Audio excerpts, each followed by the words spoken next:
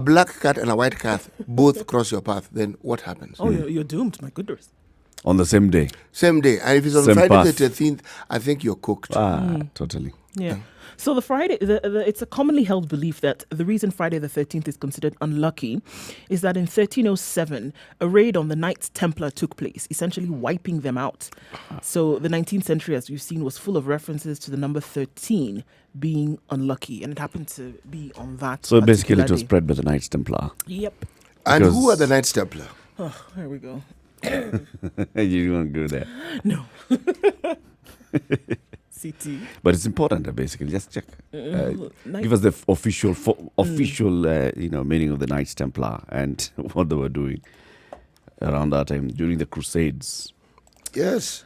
The Crusades themselves are a story that it's interesting. It's Christian warfare, isn't It's it? actually Christianity. Civil war. Christianity was weaponized. So what they were Yes. a Catholic military order in 1119, and they were recognized as the papal bull. The order was active until 1312, when it was suppressed by Pope Clement V. They became a favored charity throughout Christendom and grew rapidly in membership and power, and prominent in Christian finance. So they had some coin. The Templar Knights, in their white mantles with red cross, were among the most skilled fighting units of the Crusades. And they were non-combatant members of the order who made up 90% of their members, and a large economic infrastructure throughout Christendom, developing innovative financial techniques that were an early form of banking. So they were the ones basically rich who created, Christians. yes, they Rich Christians who created were fighting financial everybody. infrastructure and Bas. took on a military aspect to their ways. So one day, It was foreign army came in and basically wiped wiped them out. them out. So that's why it was unlucky for the whole world. Yes, but if you're talking about Knights Templar, and you then need to talk about the Crusades and all that they were fighting for the control of Jerusalem. And do you know what has happened over the years? Jerusalem has turned out to be a center for literally all faiths. Yes. The Wailing Wall, if you go to it, there's a side where the Jews pray, there's a side where the Muslims pray. Same place. And that's why when the headquarters of Israel, there was the discussion and the movement to move the headquarters to Israel, there was such a hoo-ha because it was everybody's holy place. Some of the most beautiful churches that are associated with the denominations around the world are found in Jerusalem. And I tell you, they're beautiful. They are really, really beautiful. Magnificent. And they're old, and you get the impression that those buildings didn't take a year or two. And probably some were even built generationally. But they're beautiful. Anyway, there we are. We'll take a look at the headlines shortly. Let's start with today's proverb. Today's proverb: rain beats the leopard's skin, but does not wash away the spots. Rain beats the leopard's skin. But does not wash away the spots. Essentially, it is a saying that is loaded in meaning. And you can actually glean and you can attach all sorts of meaning that are relevant to everyday life. Let's put it very simply. Problems that come your way may not define you, but they may help shape you. If it rains, even on you, it doesn't mean that suddenly anything that the water falls on will be washed away. No, you'll probably feel wet and a little cold for a while, but that's just about it. Next time you'll be more careful when you see rain cloud, and you'll be prepared for it.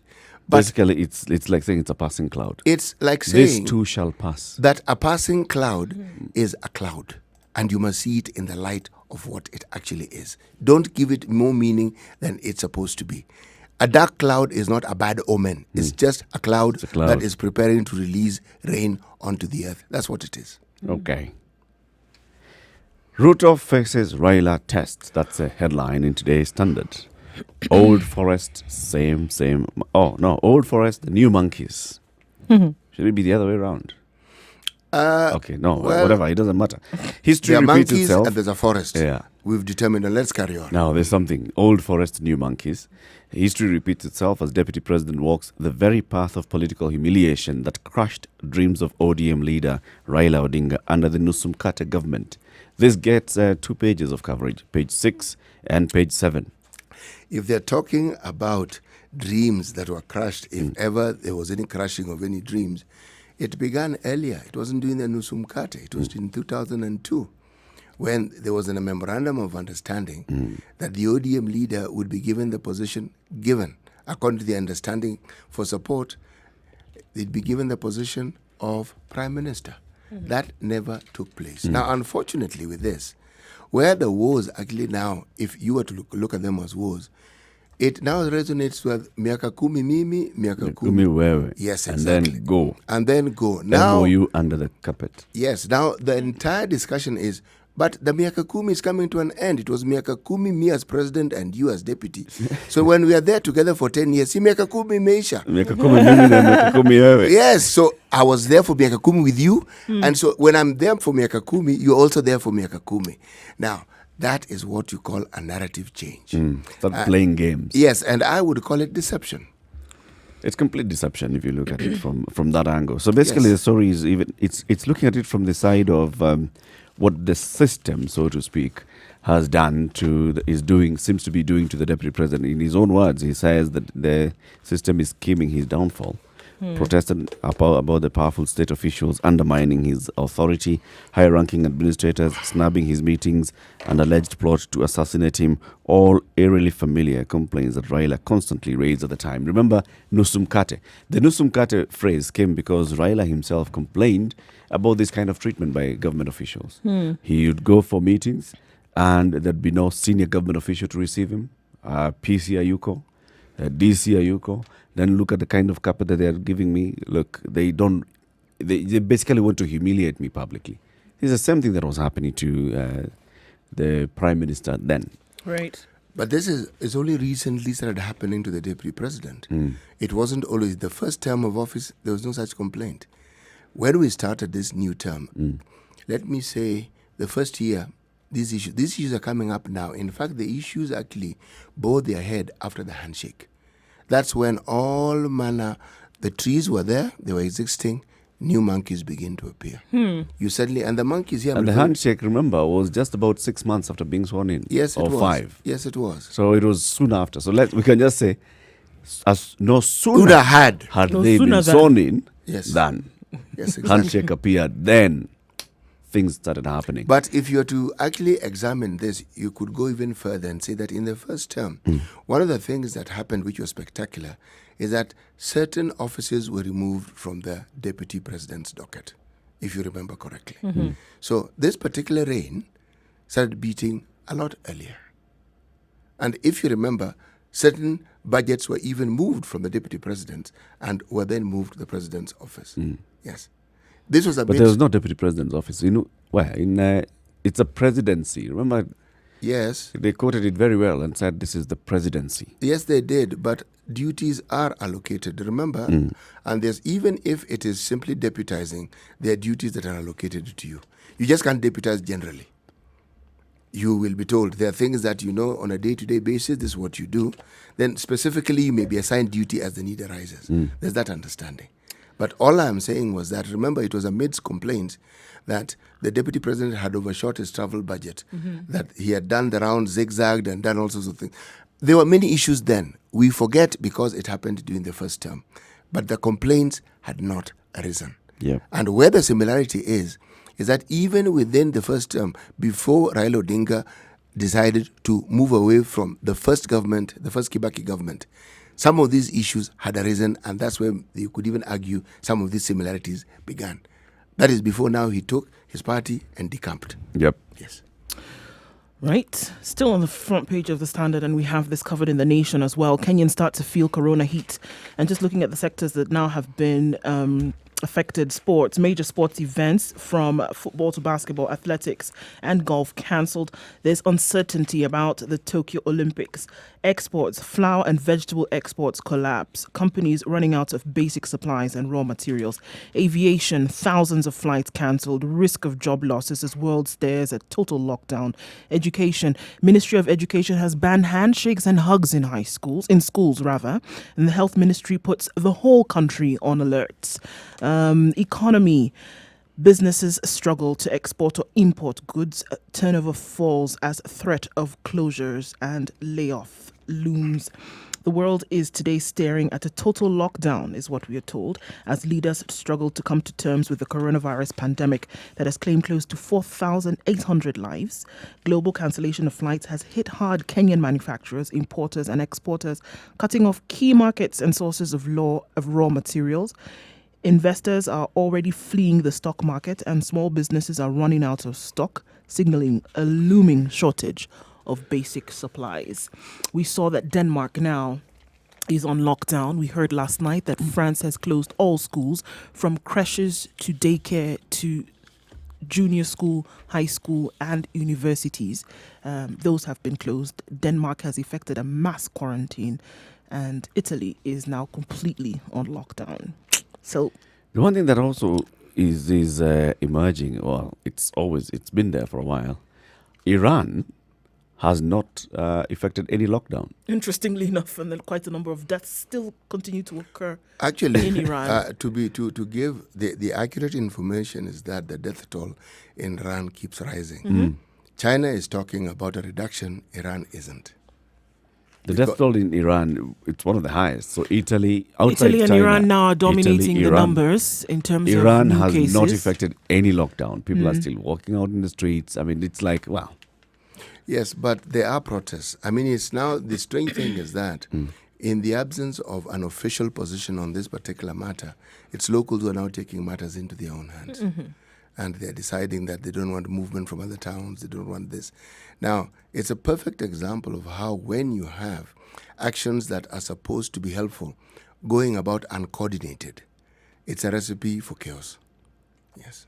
We heard the health CS yesterday in the statement that he made, in addition to other things. He said, look, where we are now, it is clear that there needs to be a clear position from the government in terms of what we are doing and how things stand. But he said he wanted to be basic about certain things and say, number one, there are certain things that you can do to take care of yourself. Wash your hands, don't come into contact with people that it's not necessary. Keep yourself in a clean environment, keep your immunity up. These are some things. And he said, you know what, things are bad. And we have accepted. He was in the presence, of course, of Kuti, and he said, things are bad. So it's about time now we paid attention to it, finally.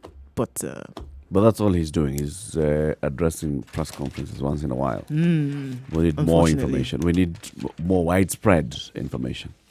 If you look at countries like the UK, if you look at Italy, they're even beginning to change some of their laws to ensure that, one, budget allocations are adequate to meet the problems, and also they're addressing many other social, contractual and economic matters that are under the law so that they can actually meet the problems that are being caused by the coronavirus. This conversation continues right here on the Situation Room, Kenya's biggest conversation. It's 16 minutes after 6 o'clock. Let's take a look at the weather and then we return.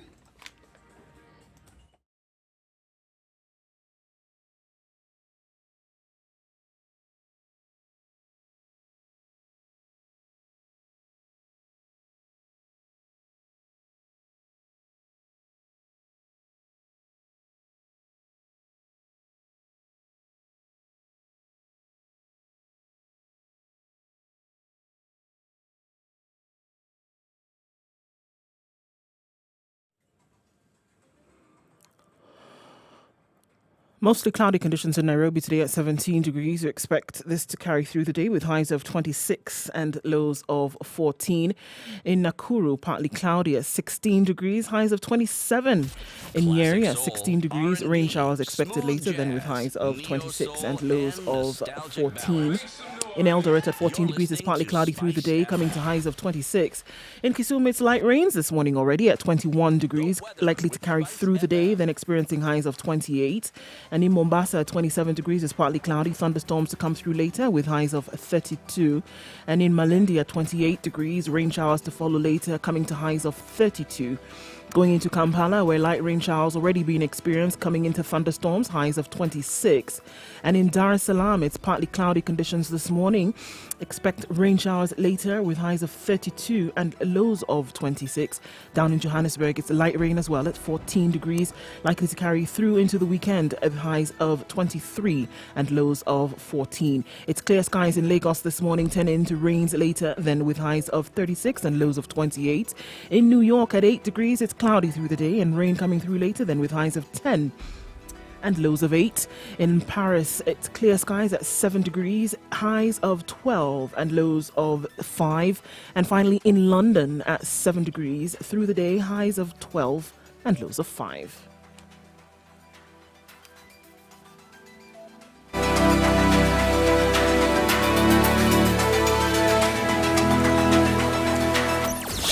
Spice and everything nice, everything nice. Spice up your life. Mature, intelligent talk every morning. Spice up yourself.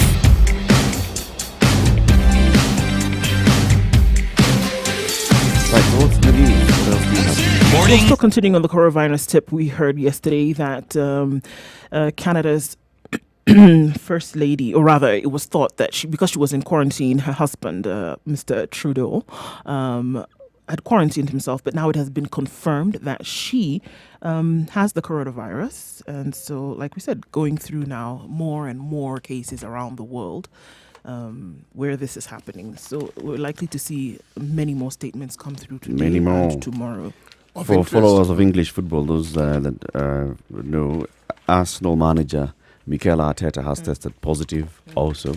So the entire Arsenal staff are going to be put into self-quarantine. And practice sessions have been cancelled. The training grounds have been closed. This thing is global. It got global a long time ago. It's just the natural human capacity for denial took center stage. And it's now becoming, you see, the acceptance of it is when now it's overwhelming and it's not as though you are left with very many options. You see, the discussion previously was containment. Now it's mitigation. Because it is clear that simply quarantining as people thought, you see, one could even think that the countries who hadn't shut down their borders were actually being careless. They were not. Because the message that was being sent then was one of uncertainty. But you cannot argue with infections. When you test and it's positive and it's increasing, you have no room to wiggle. Yep. So you then know what You you only need to have do. one option. Yes, it's not 10-1. So you take the option. By the time the US president was announcing that all flights from the EU countries, with the exception, of course, Britain, little detail, who had already left the EU, were not allowed. It sounds like, well, they're not allowing flights. But if you just give thought to it for a second, it is an enormous statement with enormous consequences. Yeah. Profound consequences. There are flights that are connecting. They are internal flights. Then, we're talking about flights. People eat on flights. There are people who provide the food. It's their business. There are people who work. There's the support staff. It's an entire economy being shut down. Entire. It has huge ramifications. Massive. And unless you get to that point, you shouldn't actually just be announcing that. Like, for instance, when you talk about, should we now be cancelling all flights that come out of all these other countries right now in Kenya? Should we be saying, all day, how many countries do we have now? Close to 80 countries, if not more, right? Affected in the world? 101. 101 countries. So if the government today said, any country that records a positive test result for coronavirus, no more flights, no more passengers from that country to be allowed into Kenya. It's a drastic one. That would be big. Oh, I'm sorry. We're at more. 118 countries 118. and territories. It does. It actually, the numbers keep increasing. Yeah. Yes. And you need to understand that there are 195 countries in the world, just so that you know that we are heading towards almost 100%. We're not, and we're moving this steadily. Very quickly. Yes. I mean, if you just look at the numbers within a day, the difference between a day in terms of infected cases, almost 2,000 between one day and the next. We're looking at cases between the 9th and 10th of March, and then from the 10th to 11th of March, cases rose between 4,841 to 6,946 in a day. In one day, across countries, but still, we're looking at a huge jump. And more, and look, just with the way the trend is that in the next couple of days, we're going to see this increase. By the way, just so that, since we're talking about nations, the UN actually recognized that it has 193 members. But there are two, the Holy See, as in Vatican, Holy See, Holy, and of course the State of Palestine. They are considered observer nations. So that little detail might be important to understand. But in total, 195. Yes. Of significance, perhaps a direction that could be considered with these matters of the corona is not so much the virus itself and what it can do, but what you need to do.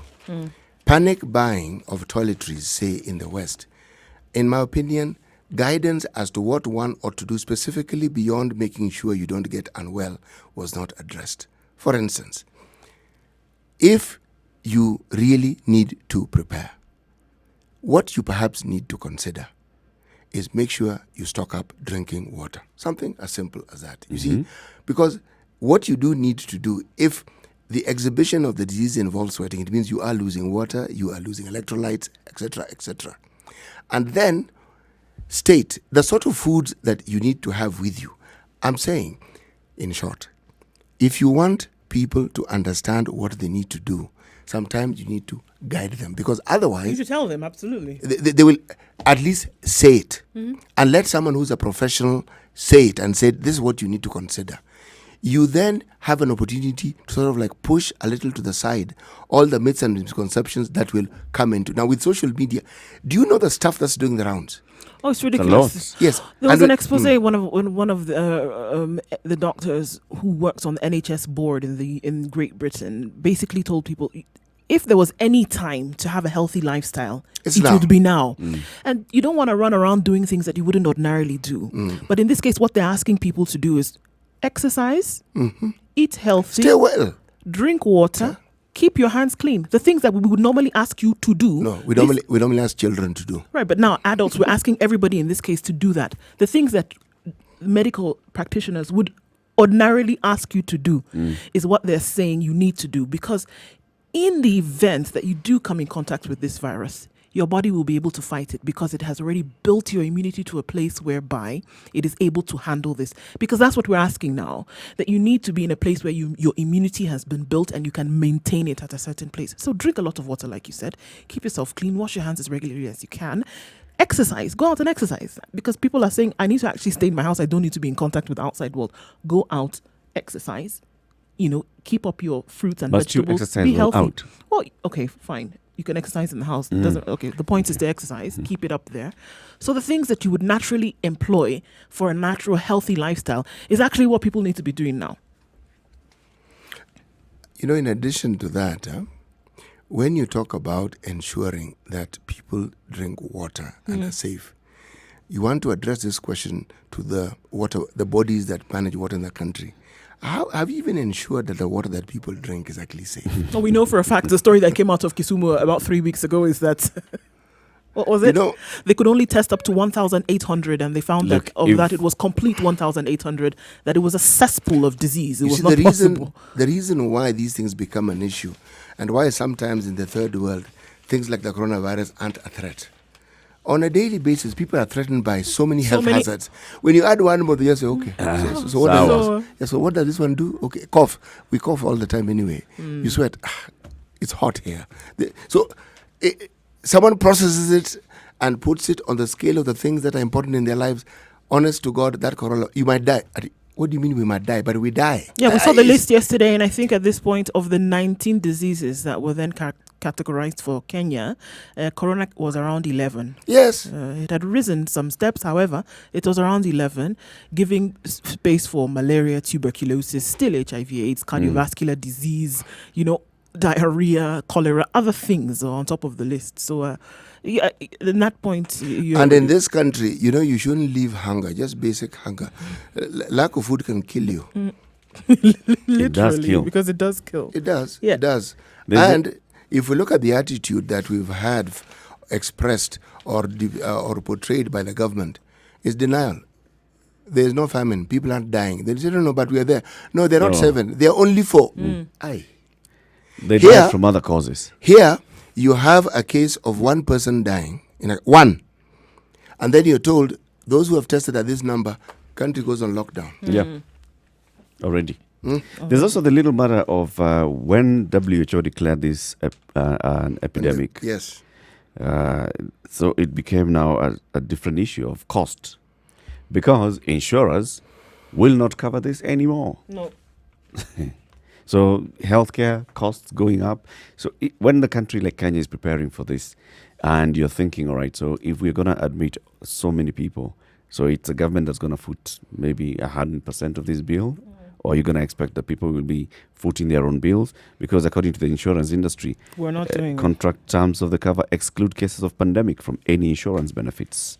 This is the CEO of the Insurance Regulatory Authority, Godfrey Kiptum, who's been quoted in the Standard. He says the insurer excludes claims arising or related or associated with epidemics or pandemics or unknown diseases.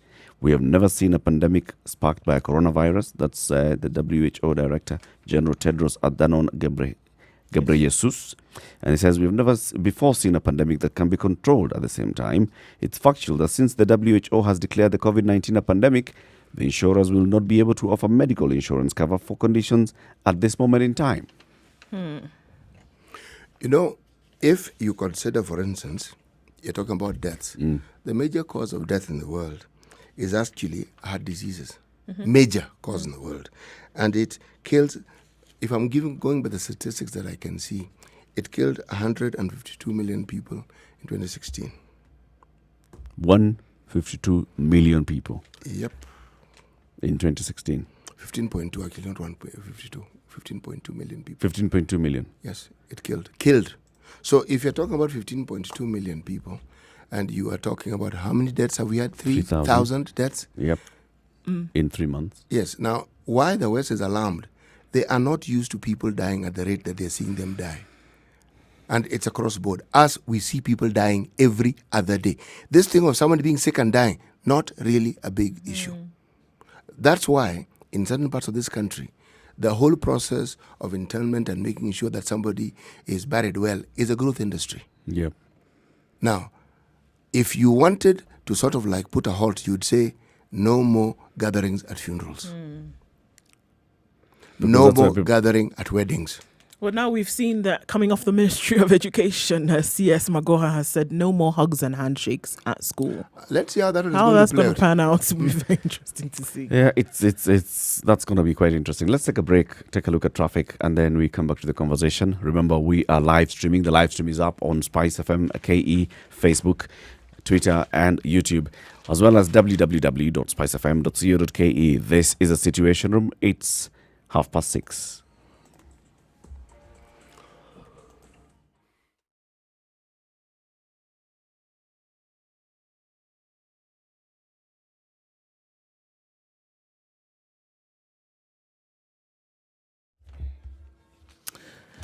You can use the service lane if you'd like on Mombasa Road this morning, coming then past the SGR, and that'll take you very smoothly down where you're going. There's traffic right around Cabanas, though. It's a good day on Thika Road today, as well as Waiakwe. It's moving very slowly, but it's moving, whereas we don't have a gridlock situation. It could be that Friday feeling, we don't know, but we'll check it out and see how it continues. There's a little bit of madness on Thika Road, right around Survey, but it's all right. Coming off of Langata Road today, it's easy peasy all the way to the T-Mall roundabout. There are no holdups right now. Same thing on Gong Road. Likely to see a bit of craziness right around 8 o'clock. So you might want to plan your journey early. Coming out of Westlands is very, very good right now. And getting into the CBD and out of it as well will not pose a headache. At this point, I don't know what it'll look like in an hour, but I'll be sure to let you know. You also need to keep me informed on Spice FM KE on Twitter. Or give me a call. Let me know what you see. And we'll see how this Friday morning will be one for the books in terms of no traffic.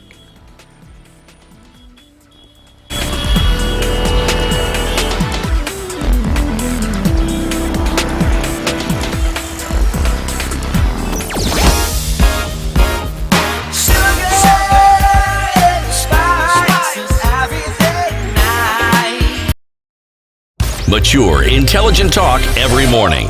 Spice up yourself. We are taking a look at what's covered in the papers, both local and international news. Good morning and how are you doing? Thank you very much for tuning in to Spice FM. This is a Situation Room. It's Kenya's biggest conversation. My name is Eric Latif. We have Nduoko and CT Muga. CT, Yes. tell us about the battle between Keroche and the Kenya Revenue Authority. It actually brings out something that perhaps need to be discussed on a much wider scale. Yes, there was a court ruling. Yes, the court ruling was in favor of KRA. It's actually the tribunal. Yes, Tax it is tribunal. a court ruling. The findings of a tribunal are considered just as binding. effective and binding as a court ruling. Now, if you look at what they have stated, it is in favor of KRA, and KRA immediately moved in to ensure that they enforce it. Now, enforcement is all good and well. Collecting what is due to you is all good and well. But what I read from this story and what I then attach to the stories we heard about the housing industry and how it is, we suddenly find a situation where people who are charged with the duties of executing orders of the court against people who have failed to comply with obligations to banks, they suddenly have more houses than they know what to do with. They can't actually sell them because there are no buyers. Simple law of supply and demand. Keroche is an employer.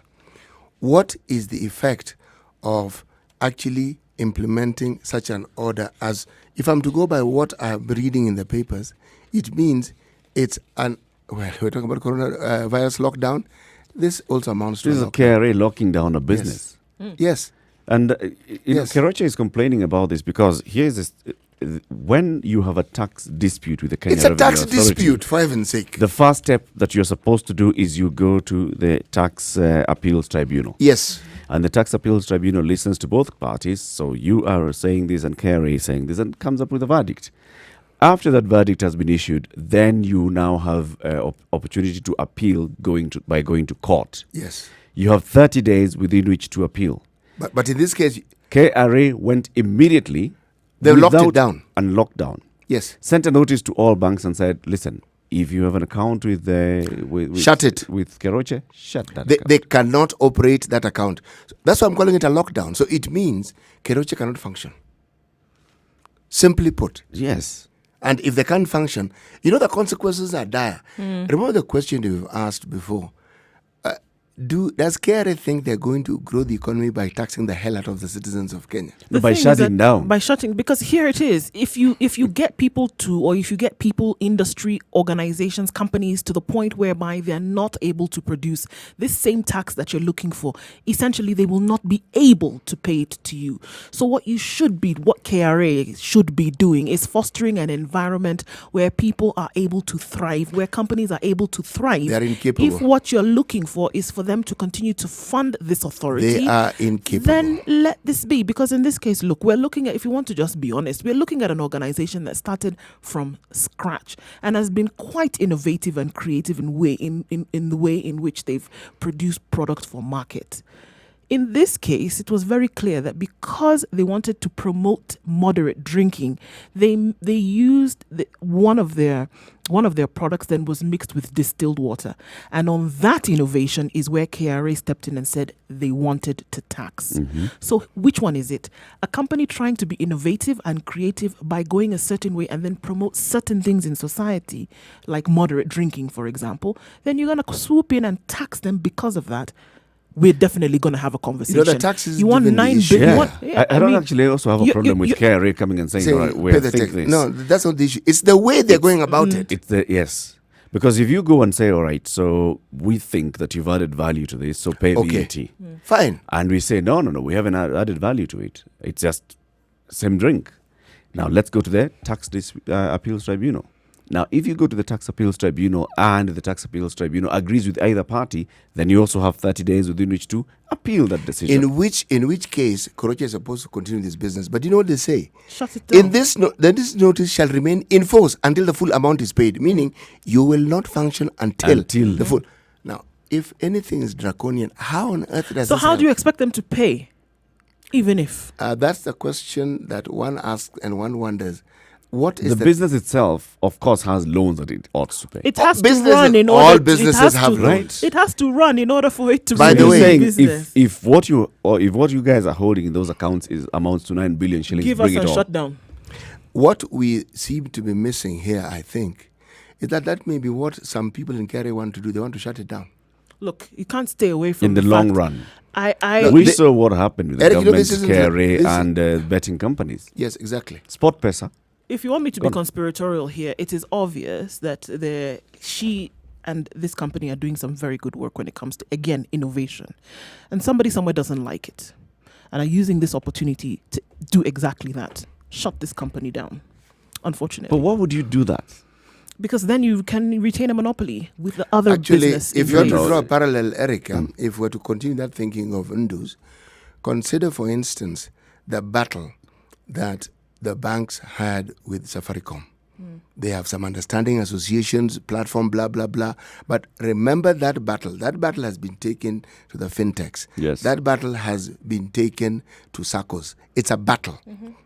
And then that battle was won on the interest rate cap front. Okay? Now, that's one battle. If you consider that the South African Brewing Company, when it came to Kenya, set up a lovely plant in Thika.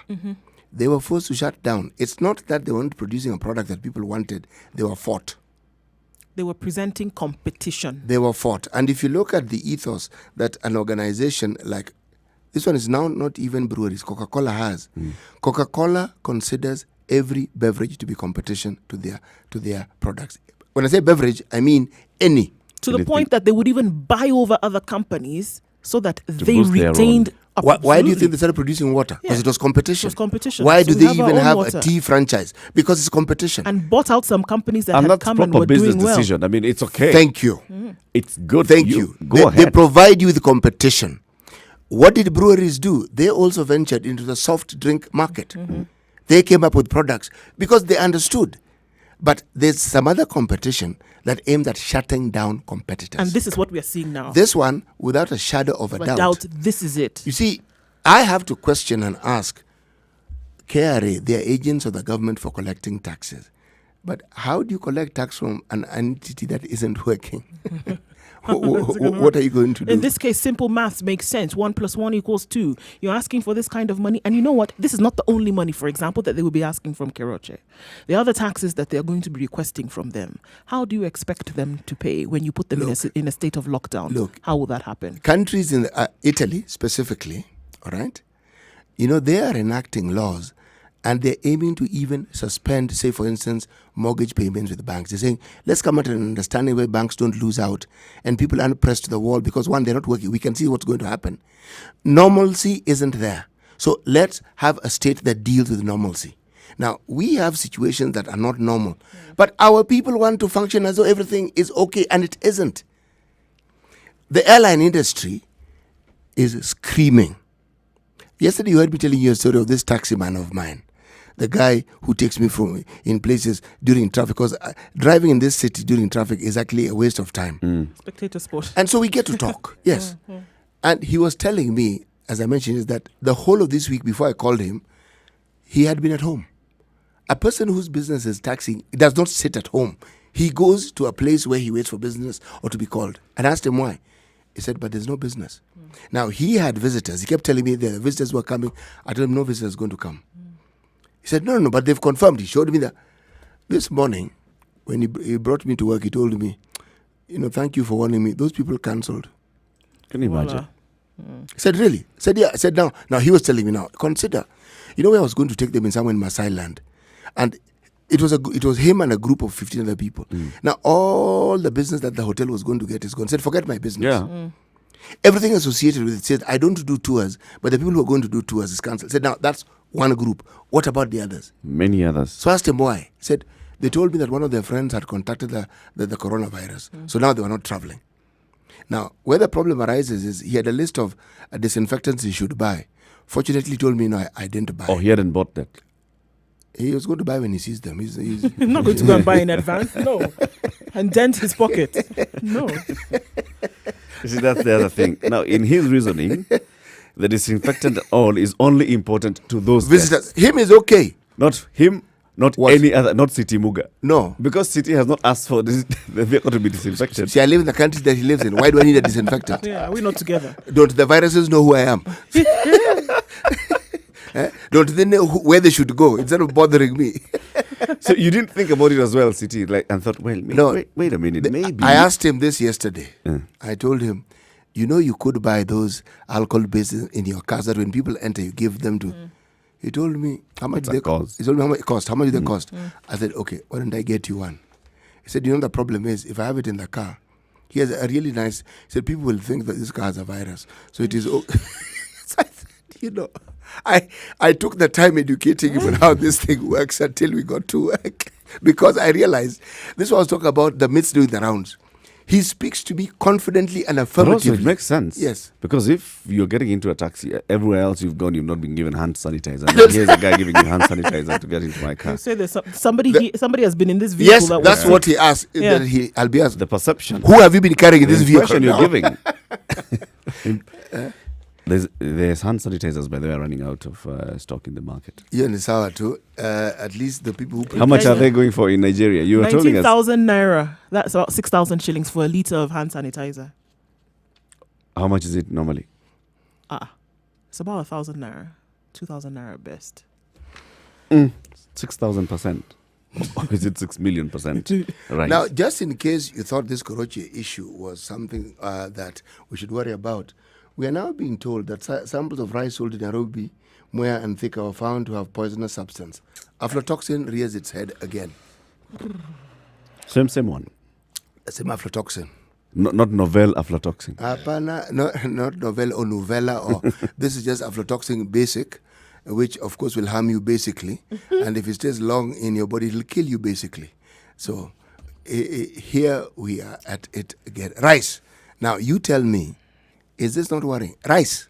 And how I like rice. You do? Yes, together with ugali. Many people like rice. No. Rice with ugali. No. I know what you're thinking, Ndu. It's not rice accompanied by. Ugali. It's not as an accompaniment. No, these are separate starches. Rice, ugali. For a moment, she was like trying to process that. Well, what she's laughing at, I'm sure, is thinking that for breakfast I had ugali and uji. Which is normal. Yeah, one has sugar, the other has salt. It's normal. One is hard, the other is soft. You guys, how you eat, I don't understand. This is the situation of Kenya's biggest conversation. KRA chokes Keroche over 9 billion shillings tax bill is what we're discussing now. Well, let's take a look at that and more when we come back out of this short break. 14 minutes to 7 o'clock.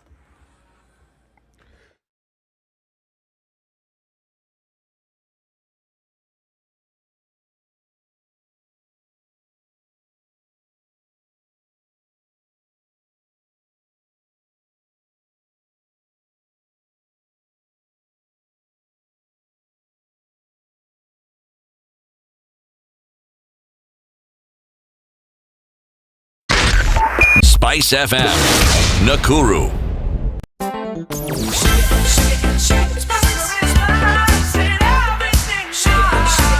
So in the story of Keroche KRA government, let's also look at what other governments are doing. Look, governments are recognizing that this coronavirus plus the other stuff that's happening around the world is going to affect their economies.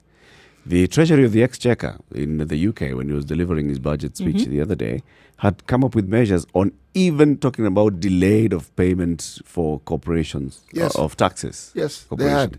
Right? Imagine. Among the measures is, all right, so you are going to have problems remitting this tax because you need cash flow, you need to balance all those things in your business. So let's work out a way for you to be paying, to be remitting your tax to the government. Here is one that is saying, we got a ruling from the Tax Appeals Tribunal on Monday. On Tuesday, we have issued a notice. And we have appointed a central bank to oversee this action. And this will remain in force until the entire 9 billion is paid. They're still going to appeal, meaning the case is still ongoing. You've already clamped down. Keroche is saying that we have not even received that ruling from the TAT Yes, but yet. they've clamped down. And he's saying, shut us down. This is the same KRA that has a notice in the newspapers again today. Appointment of KRA as the Nairobi City County Government Principal Tax Agent. Pursuant to the Gazette notice issued on the 25th of February 2020 and one issued on the 6th of March 2020, appointing the Kenya Revenue Authority as the principal agent for overall collection of all county revenue. The public is hereby notified that KRA will take over the collection of the revenue with effect from the 16th of March 2020. So all revenue from the City County Government of Nairobi is being collected now by KRA. Parking fees, daily market rates, market fees, all that now is going to be collected by KRA. Look, their Be ready. desperation to collect a certain amount of money by a certain time fuels a lot of the decisions that they then go ahead and make. And the speed and alacrity with which they latch onto some of these things. I mean, no sooner than had a Gazette notice come out that you say, here we are ready to go and we've already begun to collect.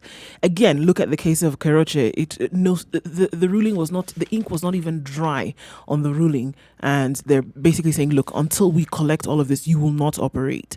Essentially sinking a business. It seems that they're very quick to clamp down on these things where they see that another buck can be collected.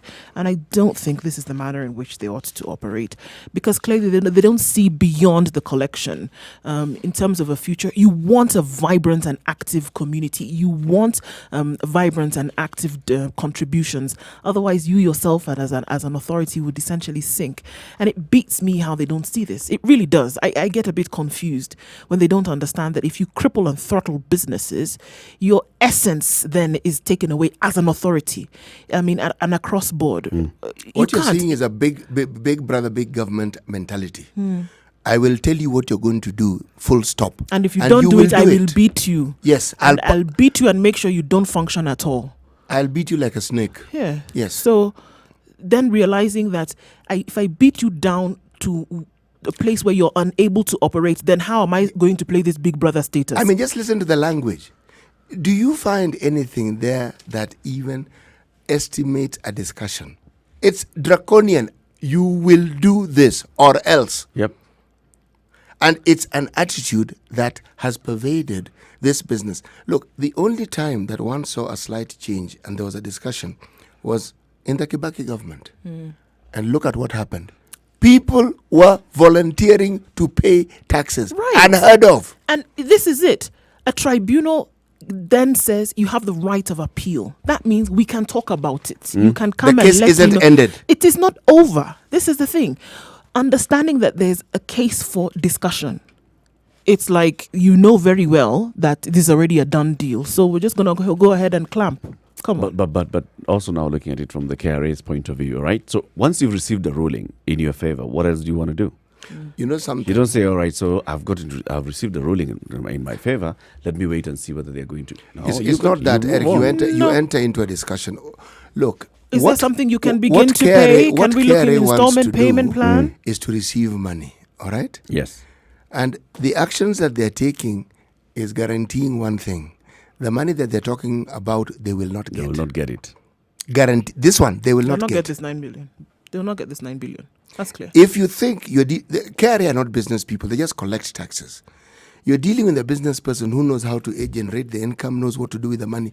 You think if they know how you think, you're going to find that money sitting in their banks waiting for you to come and collect it. Or by virtue of the fact that you say give us, they'll just open their bank accounts and give until come and take take it. No, it's not going to happen. But the story of Keroche has gone on for far too long. And because of the length of time it has gone on, you have to ask the question, is Keroche being targeted? And do they act this quickly when it comes to refunding of taxes? We had tax refunds, do they act this quickly? We had a situation sometimes back when Bidco were in a bit of a tiff when it came to certain things regarding importation of oil by some other individuals who were deemed as competitors, all right? And they themselves also had some issues that sort of like touch on some of these. These matters appeared in the papers once and then disappeared. There is actually no business entity in this country, on this planet, that at some point or the other will not have tax issues. None. The idea of anyone who wants to collect money is to provide a conducive environment for collecting money. Draconian laws and threats assuredly do not achieve that end. Unless There's more to it than what you're There doing. is more, and also Unless there is more. And in a climate such as the one we have even before the coronavirus, every and any business was crying and saying they have a problem. Yeah. And you, KRA, who is supposed to collect money, should your thinking not go towards how do we now come up with innovative ways of ensuring that we help these guys stabilize so that our collection is at least consistent? And if we need to collect more, find ways of giving them space so that they can generate more money for us to tax. But their thinking seems to be grinded to a halt.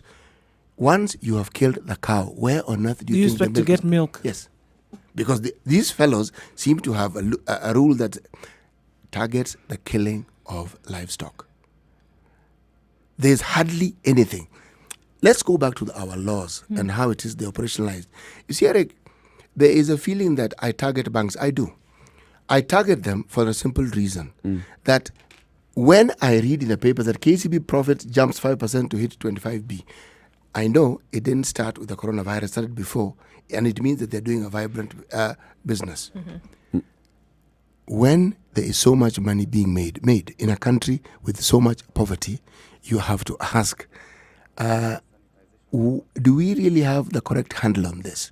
If banks make more money, it means the taxman also gets more money. We understand. But what is the cost on the lives of the citizens of this country? That really is my question. What is it? Because alongside this profit, you will hear they've let go of more people. We're talking about letting go of people because they don't have jobs. Yeah. The coronavirus is doing that quicker than anything that we've come across for a long time in the whole world. But the results now are alarming because of the scale. Same thing. People don't have jobs. Coming back to coronavirus and, beyond what government is doing, what are individuals doing? What are especially companies doing to ensure, A, that their staff are, made aware of what's happening about coronavirus, that the staff are also informed on these measures that the companies are taking to help contain this coronavirus? This is something that a conversation that needs to happen constantly. Right, like for example, in our organization now, there's all this information. There are sanitization spots around the organization. There's information, there's training, sitting people together and telling them this is what coronavirus is all about. This is what you ought to know about it. It's important that companies take this one up and say this is why this is what you need to know and why. Absolutely. And in the event we get to a point where there is a shutdown, this is how we're going to roll out the shutdown. It's time, I think everybody needs to, of course, there's the role that government has to play, and that is without a doubt. But like you said, individuals and, groups, community around, there's certain things that need to happen. And that messaging needs to ring through now very clearly. Like you said, in the event that there's a shutdown, what are people going to do? Yeah. Is there going to be a work from home kind of, thing put in place for people like us who broadcast? Is there going to be a plan put in place? Some things like what would essentially happen? And to think through, this is the time to have it done. The sanitation spots and stuff like that, we see very important, letting people know this is actually what we're dealing with. And I think also presents a unique opportunity to send out the correct messaging about what it is that we're dealing with and what to do about it. This is the time to do that so that people know exactly what the case is. But this isn't a message that we should actually just leave to the government. No. Our churches need to come in here. That the pulpit is, or any religious organizations. We haven't locked down our churches or religious gatherings. They are perfect opportunities to focus on the spreading of some of these messages. But City, it begins with the government. The government has the information. We'd be assuming that the churches would know, but no. Let that information be unified, come from the government, and then government works with all these organizations and say, you deal with people, your church organization, your religious organizations, your Kenya Private Sector Alliance, employers, the employers body. Let's bring all of you together. The Federation of Kenyan Employers. Yes. Why I jumped to other organizations was because from the advent of this thing, we've been talking about what government should do. We focus a lot of our attention on the Ministry of Health. And I'm saying, all right, there's been that focus. Let's also ask those who have an audience and those who have people who religiously pun intended, listen to them and they have a captive audience. Let this message also be spread during this particular period so that no one is left out.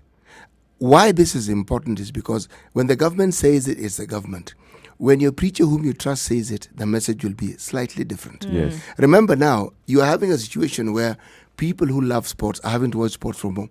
Sports, the whole enjoyment for sports for most people is to watch it Yes, live. in the stadium, yes. It's big out there. Yes, because one, it's also good business. When people are watching it on TV, yes, advertising, business, but it's not quite the same as somebody leaving home, going to meet. Because after the football match, people get together, have a chat. You know, life Turn to one as another. life as we normally know it. You know, it's grinding to a halt. To a halt. As we watch. This thing is serious. As we look, watch. I mean, we saw cases. If you want to look at the US, whereby at least across some of the big churches that we see, TD Jakes Church, Stephen Furtick's church, shut down for this weekend. Church services are going to be, broadcast, and he's going to be in a room giving the sermon. So people are not going to be going to church, Yeah, and this will now don't affect gather. things. Don't gather is the message. Basically, I think it's the right time again for me to ask the question: what is it about this virus that we don't know? There's a lot that we don't know. Yes. There's a lot that even the WHO doesn't know. Oh, there's a lot that they may very well know, but they're certainly not going to talk about. Yeah. Coming to the top of the hour, let's remember today's proverb. Today's proverb is: rain beats the leopard skin, but does not wash away the spots. Sounds a little obvious, doesn't it? It just rains. But, it'll be fine. yes, remember what it actually does. It more or less trims and smoothens the skin. That it does. And if the leopard hadn't had a wash, it might be a little It'll clean him cleaner. too. But the spots will remain intact. What's the origin of this proverb? The origin of this proverb, believe it or not, is West Africa. Yes. Right. This is a situation room. It's Kenya's biggest conversation. Keep it right here. We're moving on to other conversations. And of course, this one continues on our social media platforms on a daily basis. Spice FM KE on Facebook, Twitter, Instagram, www.spicefm.co.ke. Good morning. It's now 7 o'clock.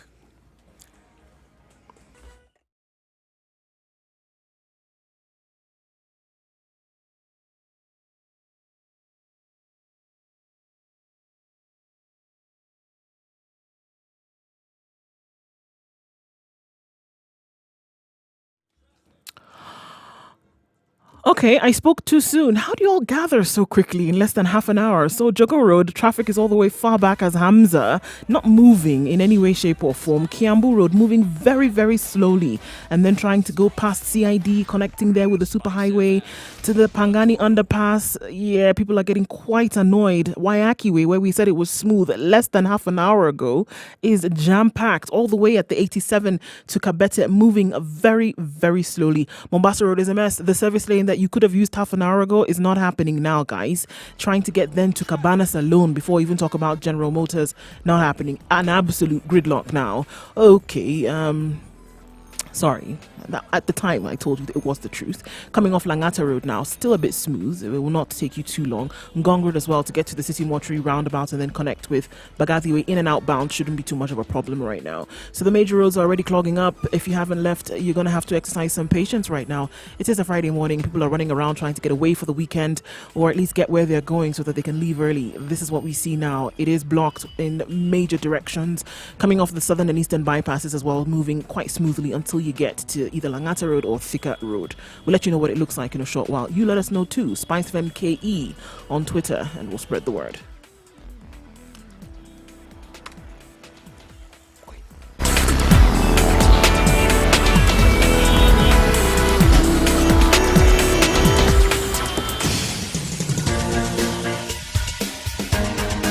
This is The Situation Room, the home of hard-hitting political commentary and penetrating insights about the state of the nation. This is a talk radio experience like no other. The Situation Room, a place for hard truths, debates, and elevated conversations. The Situation Room, witty, political, engaging, deep, controversial. In the room, we have C.T. Muga, researcher, academic, seasoned political observer, a fountain of wisdom in these politically uncertain times. Ndu Oko, Nigerian by birth, Kenyan by choice, communications expert, Pan-Africanist, a truth seeker and believer in people power, and Eric Latin, agent provocateur, the man in the chair, Thank you seasoned very much for journalist. tuning in to The Situation Room, Kenya's biggest conversation. We're broadcasting 94.4 in Nairobi. We're in Mombasa on 87.9, 102.5 in Kisumu, 96.0 Nakuru, 96.7 Eldoret,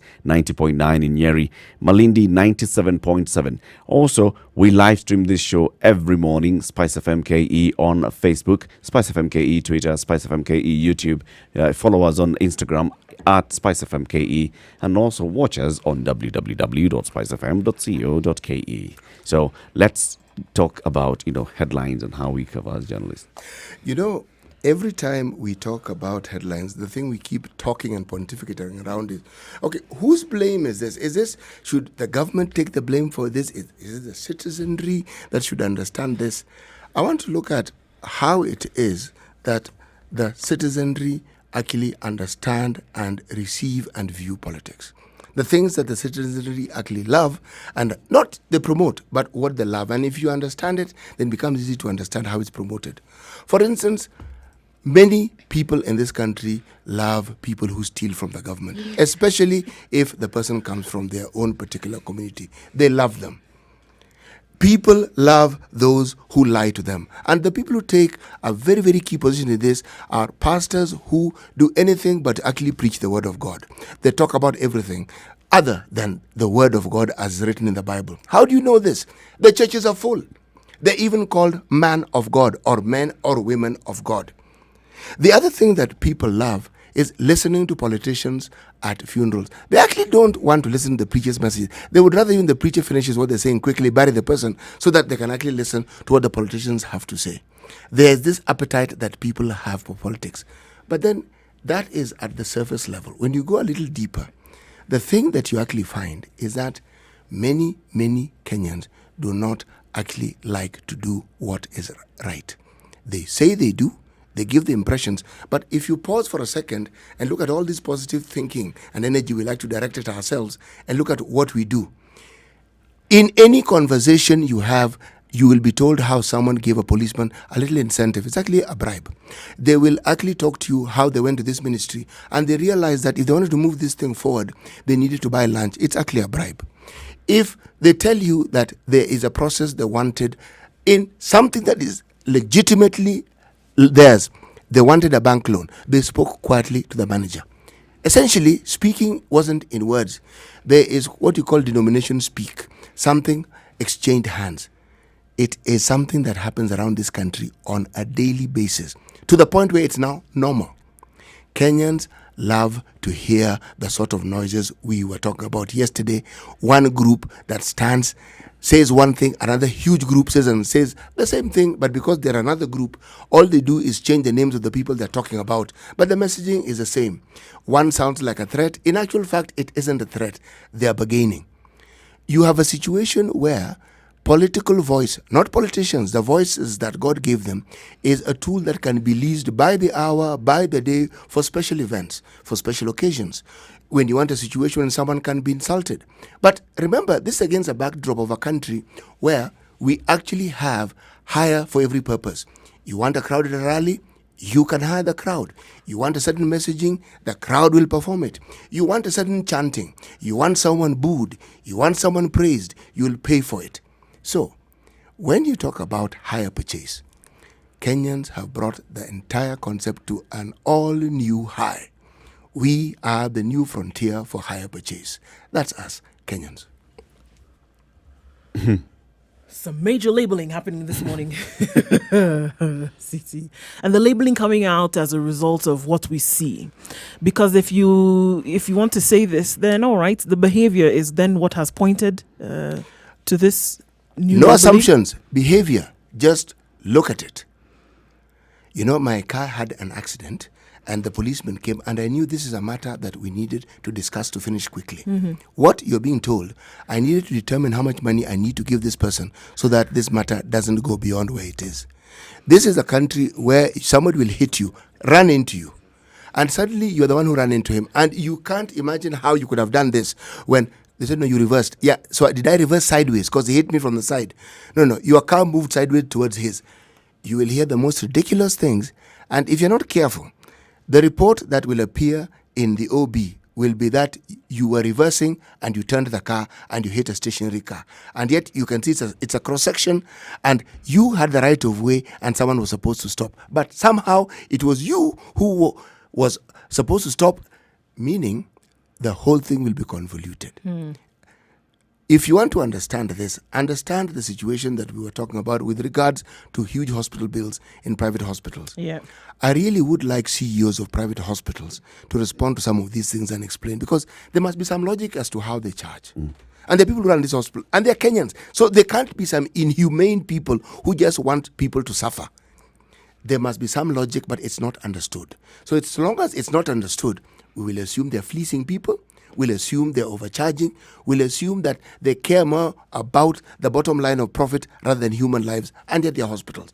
That'll be our assumption, and we cannot be blamed for having that assumptions because they haven't waded in to shed light and provide clarity onto this situation, which is painful to very many Kenyans. But again, remember, it's against a backdrop of Kenyans feeling that the health care service is a rip-off in many cases, that you're always paying.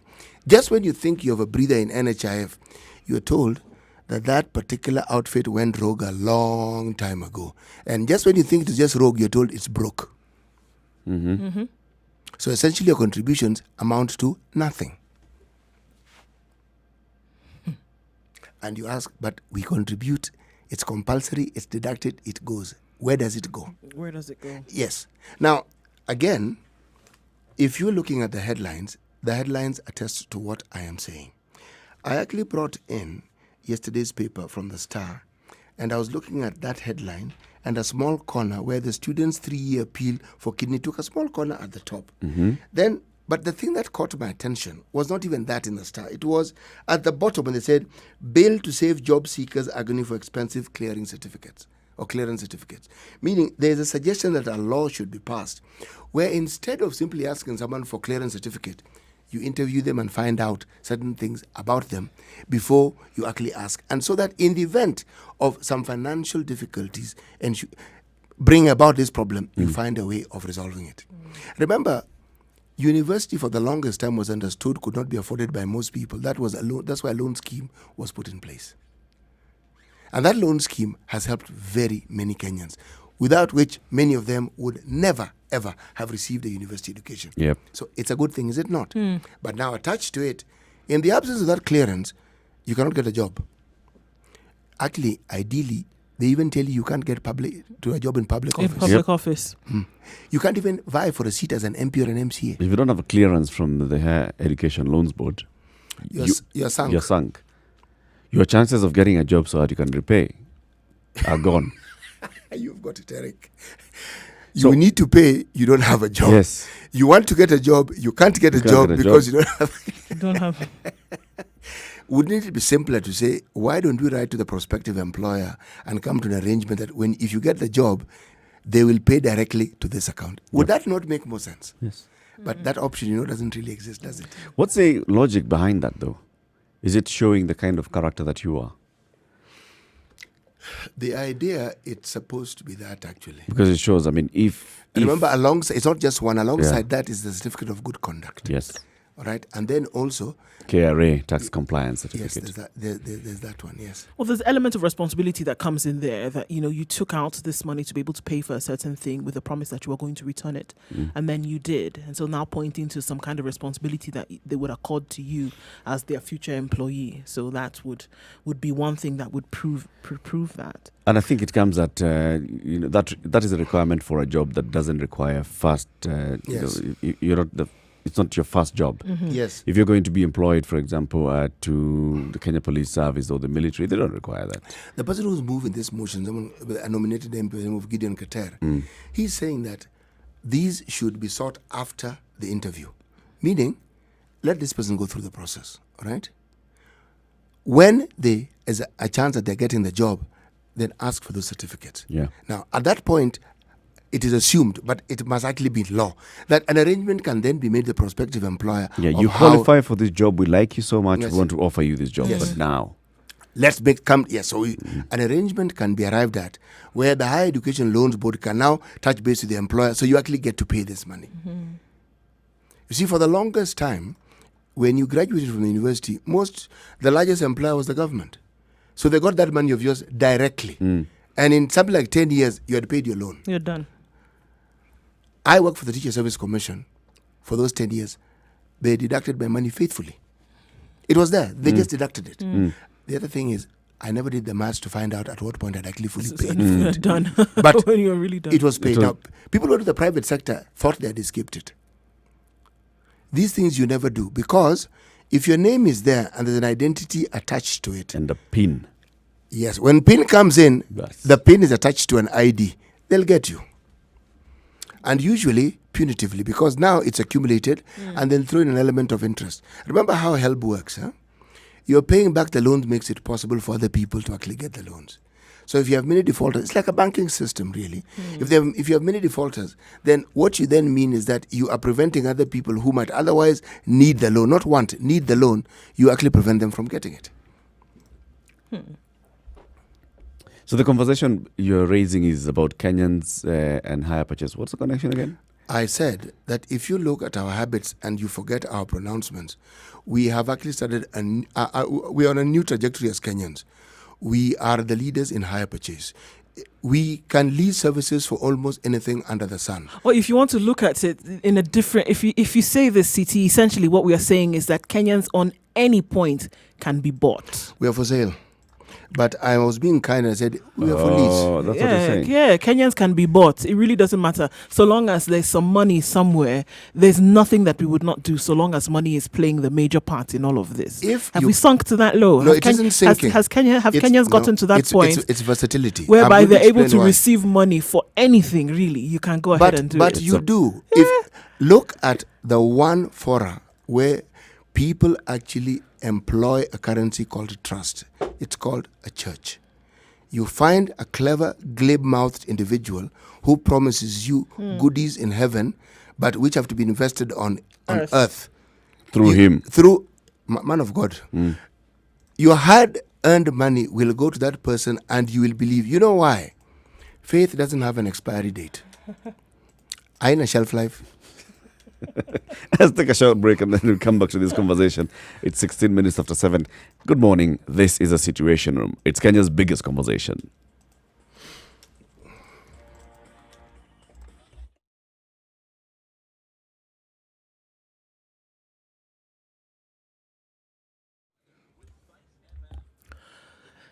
It's partly cloudy in Nairobi today and 17 degrees. We're going to see a high of 26 through the day.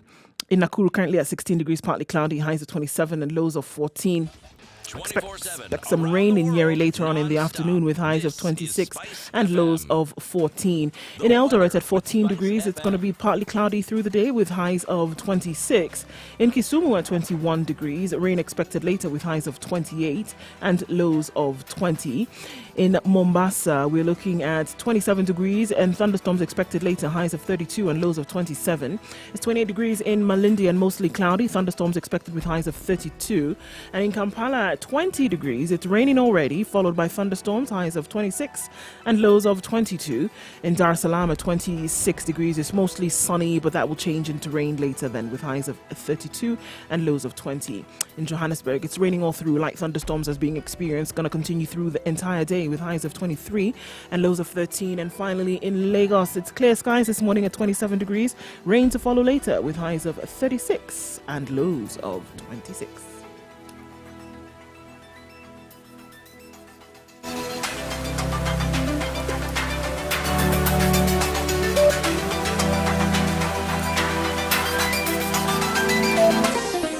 Chilled Spice.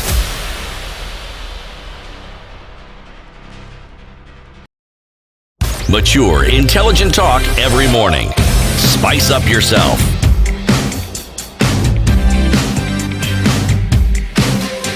You know, every time we read a headline, and I want to focus on yesterday's headlines where we had this throng of political leaders saying one thing or the other.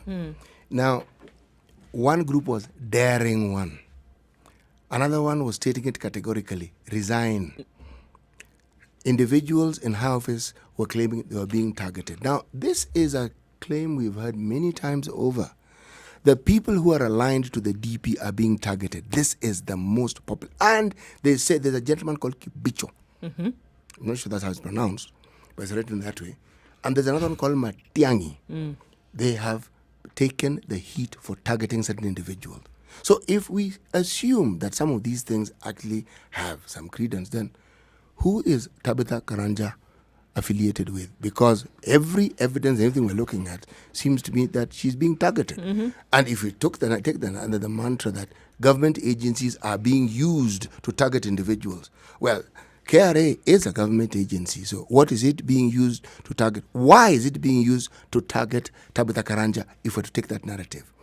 Every time an issue comes up and someone is asked for something and a government agency is involved, and usually government agencies are involved, who is targeting them and why are they, and which person in government? We have to pause and realistically understand something very simple.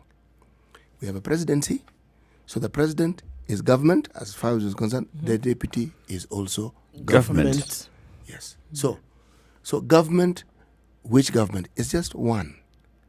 Factions, I'm asking, are they really factions? You asked Eric. Lease hire? These voices, this is what you've heard me say this before. This is a negotiation process for new leasing arrangements. So who's being leased here? All these people here. All these noises that are being made. When you hear someone making a lot of political noise, they are the beginning. So the politicians supporting Ruto are on lease. Those guys are the politicians higher who purchase. are against Ruto are on lease. They are.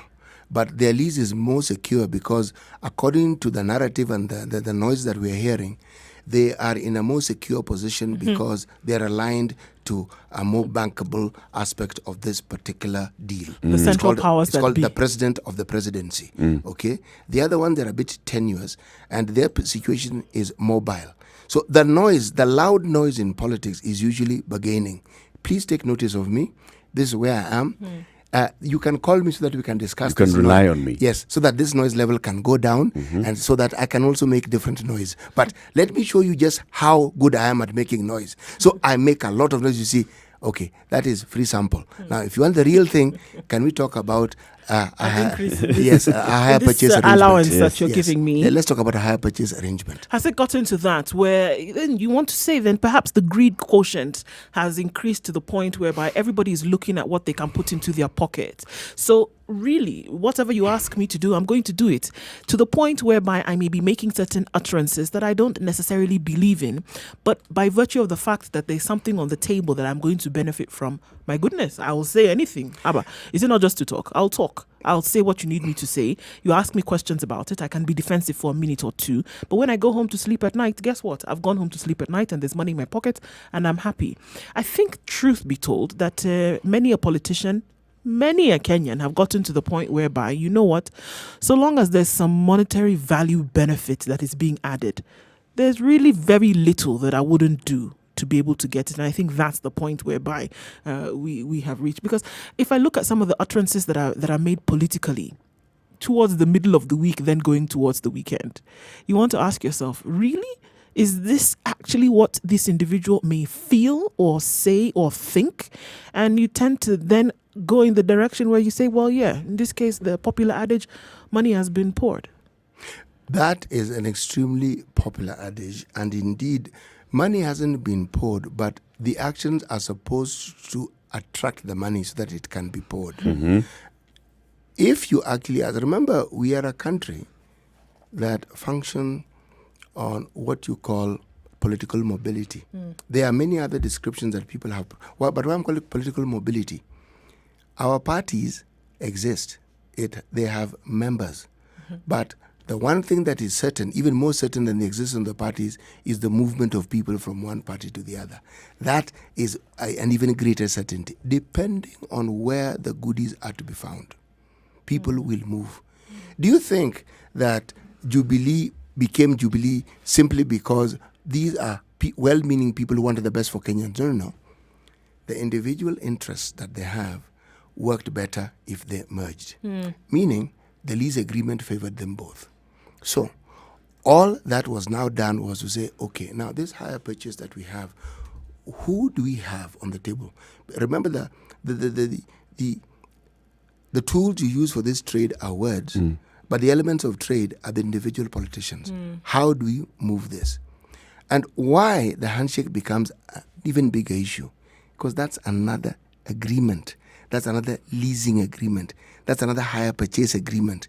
Now, what does it bring to the table? It brings a certainty that there'll be no chaotic movement. There will be certain things that you may find untenable for what you want to do. So there's always something being brought after the discussion. And why I'm calling it a leasing agreement is because there are politics. The moment there's an understanding, goodies are someone from that particular party has been appointed ambassador. Yeah. Somebody from that party has been given this job, which they didn't have before. Now, in a country like Kenya, where you would say, we have a port of Kisumu, and it should have been the mandate of KPA to develop this port. It is a port, after all. Than that. When I talk hire purchase, a hire purchase, you just walk in, or you come to, you talk, agree, you put a deposit, it's out in the open. And the tenure is determined. It is determined. And I'm saying ours is a little more fluid. That's why I call it mobile. And the mobility goes beyond just the politician whom we know. Our religious leaders are politicians. They align with politicians. If you listen to their utterances, their political utterances more than their religious utterances. The pawns that they use, again, as you may argue, like other countries, are the individuals who vote. But the thing about Kenya, the uniqueness is, they actually sell you down the tube with very little benefits for the citizenry. That's the fundamental difference. The other people even pretend to make sure that there's some social welfare that the Mwananchi actually benefits from. And that when they talk about these things, they talk about things that you can see. Ours... All right, so let's go below the politicians, the citizenry. Still playing on the political field. The citizenry... Those that support the Tanga wing and those that support the Kieleweke wing, those that support ODM, NASA, Wiper, what drives them? Is it the same thing? If different things. Are they being... Different things. Are they participating? Are they the ones buying into the higher purchase, or are they the ones selling the higher purchase? It's different. Let me start with my neck of the woods. The stone-throwing culture that characterizes, or my people are characterized with, or the region I come from is characterized with, arose from a position where people felt they had been marginalized. And they had nothing to lose. And many of them feel that the marginalization took over it was over such a long period of time, it was normal. So the attitude is, it doesn't really matter, to put it simply. So, we have very little to lose. And since we have very little to lose, it doesn't matter. Now, the person who seems to represent our views, we will support by whatever means.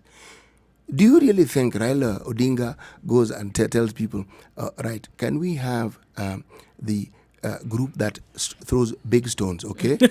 Small-sized stones, the really pebbles. No. All this capacity building. No. This capacity building to graduate you from pebbles to medium-sized stone, from medium-sized stone to rock to boulder. No. These are homegrown solutions that people have. And if you look at it, it's almost like a sport. Because now that there's peace, there are people wondering when on earth are we actually going to have an opportunity to... Yes, a little... It's not even conflict. A little drama. If you look at the narrative behind it, a police lorry, the tanker that sort of like disperses people with water, comes into Kisumu, has a breakdown. People come and help. They help repair it and tell me, okay, yes. Please do come and do quickly no, so we you can... repair it, so that tomorrow we can, okay? They go to the police station, pelt the roof with stones, and guys come out. Time. We need to have some action, time. man. What? Yes. Time. It tells you that there is a certain mindset that the individuals have towards solving their problems. Now, any politician will plug into it. You'll think any politician who wants to go into politics will surround himself with some of these young people who will act as his bodyguards, act as what?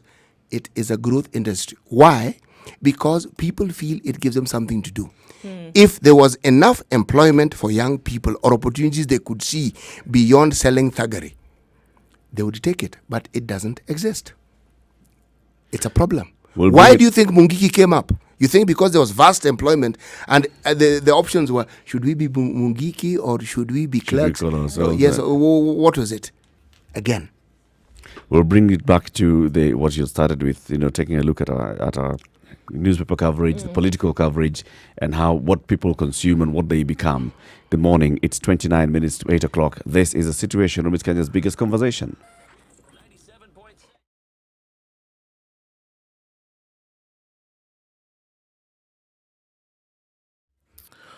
Okay, total gridlock on Mombasa Road this morning, coming all the way from the Way Bridge, and right in the middle of the hour that we expect it to be.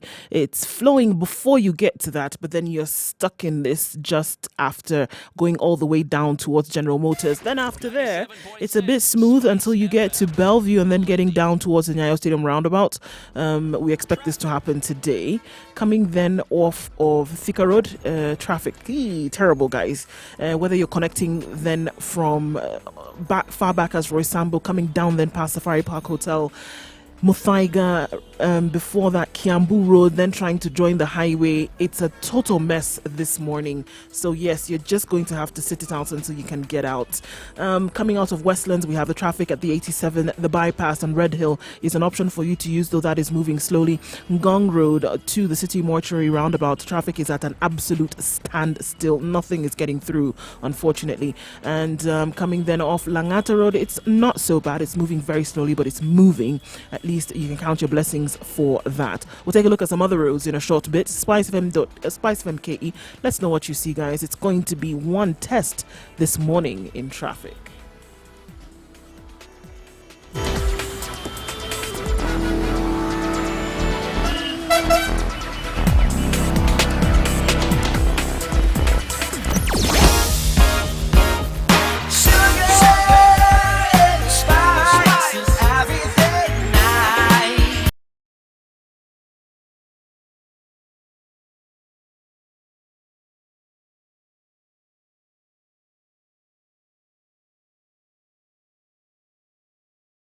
Mature, intelligent talk every morning.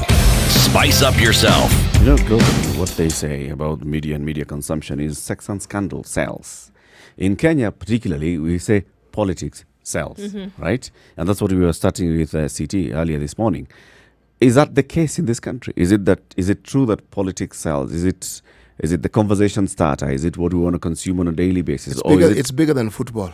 Oh, yes, it is. And, before we wanted to say that, I looked at this critically and said, all right, is media feeding the populist appetite, or is the populace putting it out there, or are we in terms creating of, it? are we creating it? And if you want to look beyond media, just take a walk into the city centre as early as 8 o'clock. And you'll find pockets of people. And if you want to lend their ear to what they're talking about, it's politics. What was known before as the Citizens' Parliament, in certain pockets in Nairobi, they're sitting around, and this is what they are discussing. The best icebreaker in any grouping is politics. It's politics. Just come up with some, hey, na iwa tu tanga bana. That's it. And you blow it A up. full-blown discussion is going to take place. It's an icebreaker, I'm telling you. You can get people to open up once you throw it then into the ring. So that's what I'm saying. I think we've established the fact that here, politically charged, Kenyans are politically charged. That's for sure. And so I think that when you have this messaging So coming is it our out, natural tendency, or is it because we've been conditioned? There is that. Is it the conditioning? Because the accusation from very many sections of the community say the media has created this. They say it all the time. Fair assessment or unfair assessment? And sometimes we just sit there and I'm not really sure. Sometimes I'm like, oh yeah, I think we are pushing too much politics. If we take that as the only influencer, then maybe, but it isn't. This is something that it's a chicken and egg situation, and probably even a little more in this regard. The media would not employ or would not report things that they didn't think were important, number one. Yes. Two, the business angle of it, you want to report it in a way that interests the reader. Yes. So in that way, we are influencing. But we are influencing based on what we have seen is of interest. Please consider this.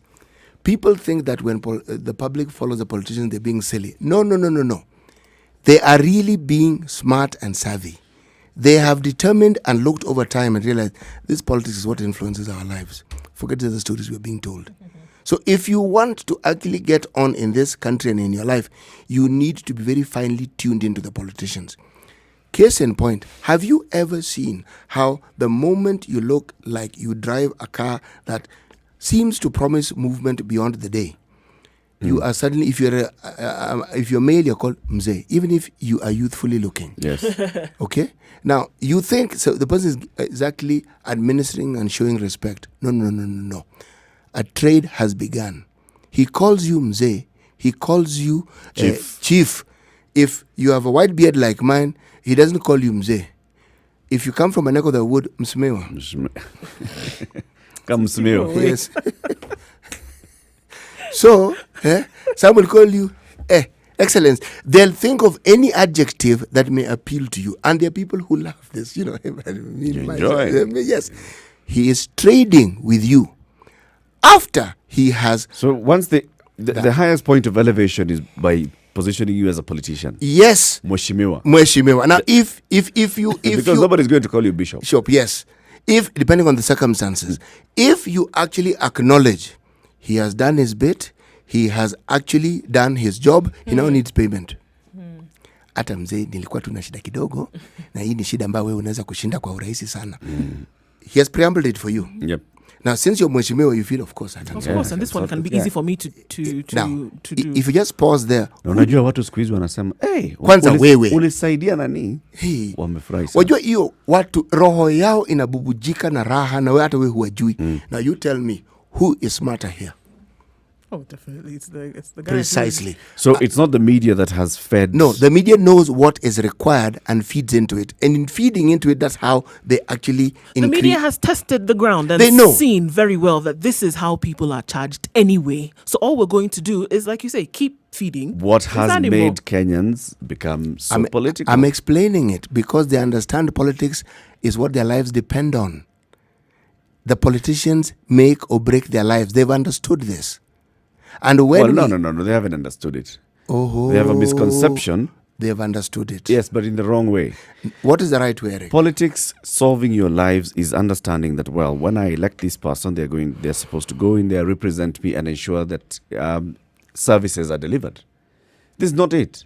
This is looking at it from the point of this particular one person is a cash cow.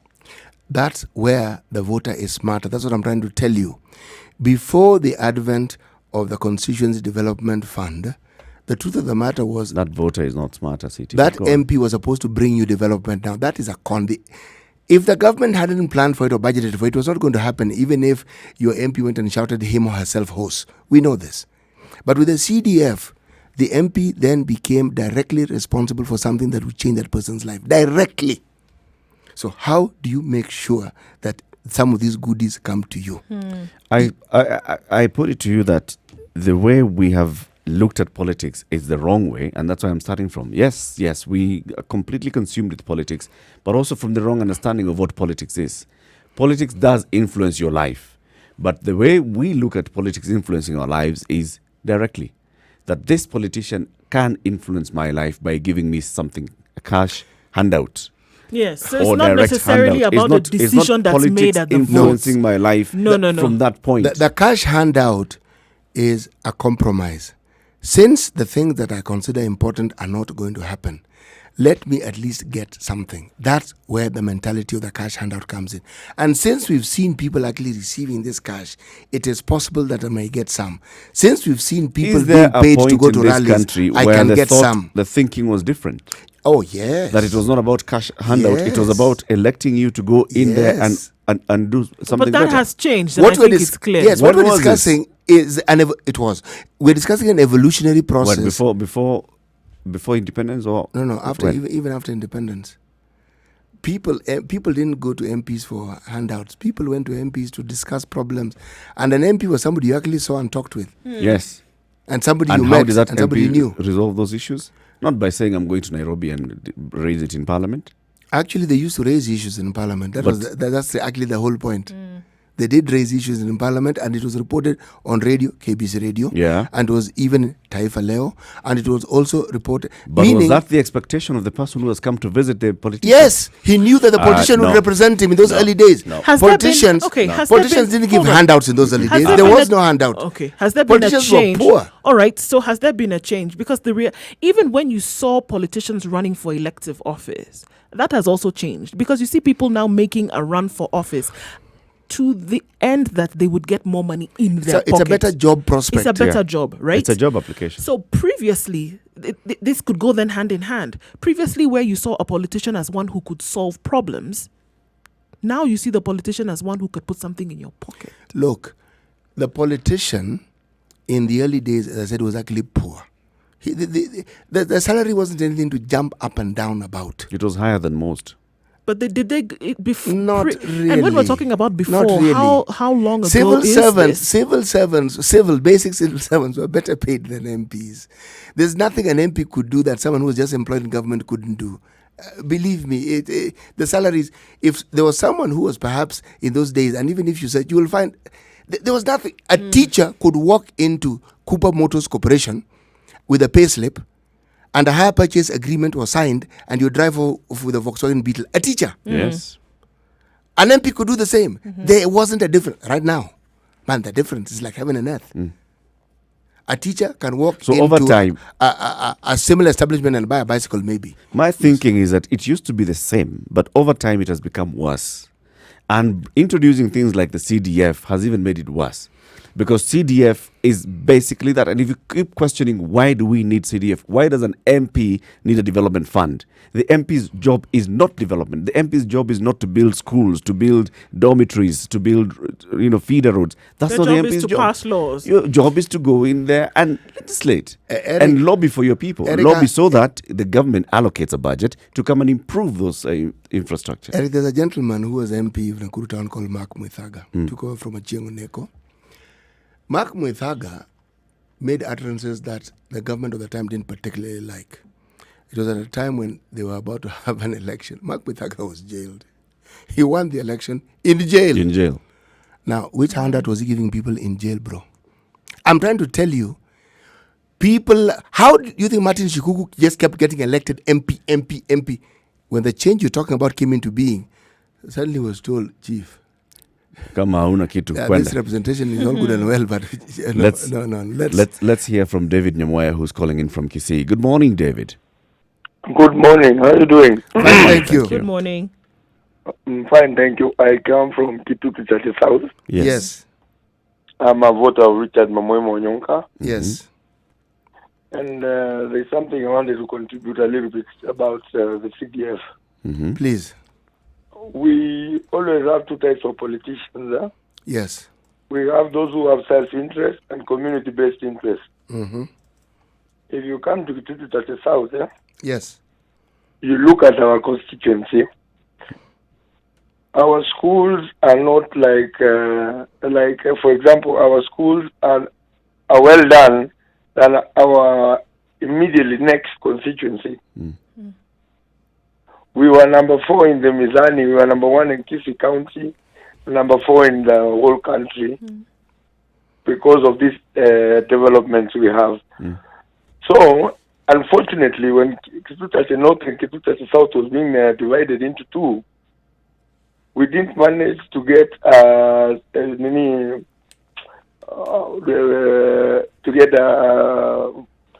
finance controller for both constituencies. It remained still one. Okay.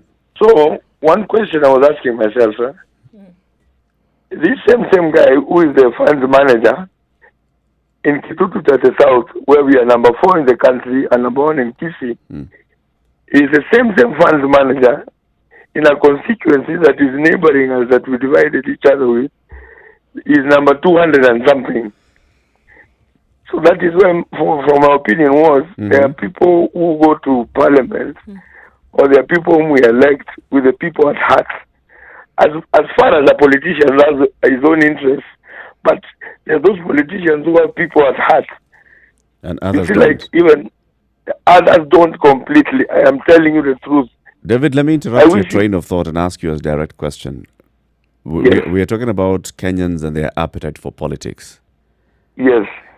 Is this true that, Kenyans consume politics more than anything else? Yeah, most Kenyans, it's only how these politicians, you get them, how they train people in their constituencies. That is how they live with them. You see, like the other politicians who don't come home during the weekend because they don't have enough money to come and dish to the people. on the ground. And there are those politicians who've told their people, okay, you guys listen, look here. All I have is CDF money. And CDF money is for good schools, good hospitals, good roads. What I want you just tell me. If you want us to cooler this money, tell me we cooler this money. Don't do ABCD. If you want me yeah, it is true. We cooler this money. We don't do ABCD. Yeah. You get the point? Yes, I agree. The others, like a few I know, they tell guys there are people who don't come. In fact, there are some MPs I know who go home. Nobody steps a foot in the compound. Why? Just because they know this guy is sick, he doesn't give handouts. Gum. Then people go around, Nimgam Sana. Like people go around saying, this guy is stupid, but he has good roads, he has good schools, we don't complain, there is But he's water stupid. everywhere. But he's like, kwenda huko lakini ni mtu yetu, kwenda huko lakini ni mtu yetu.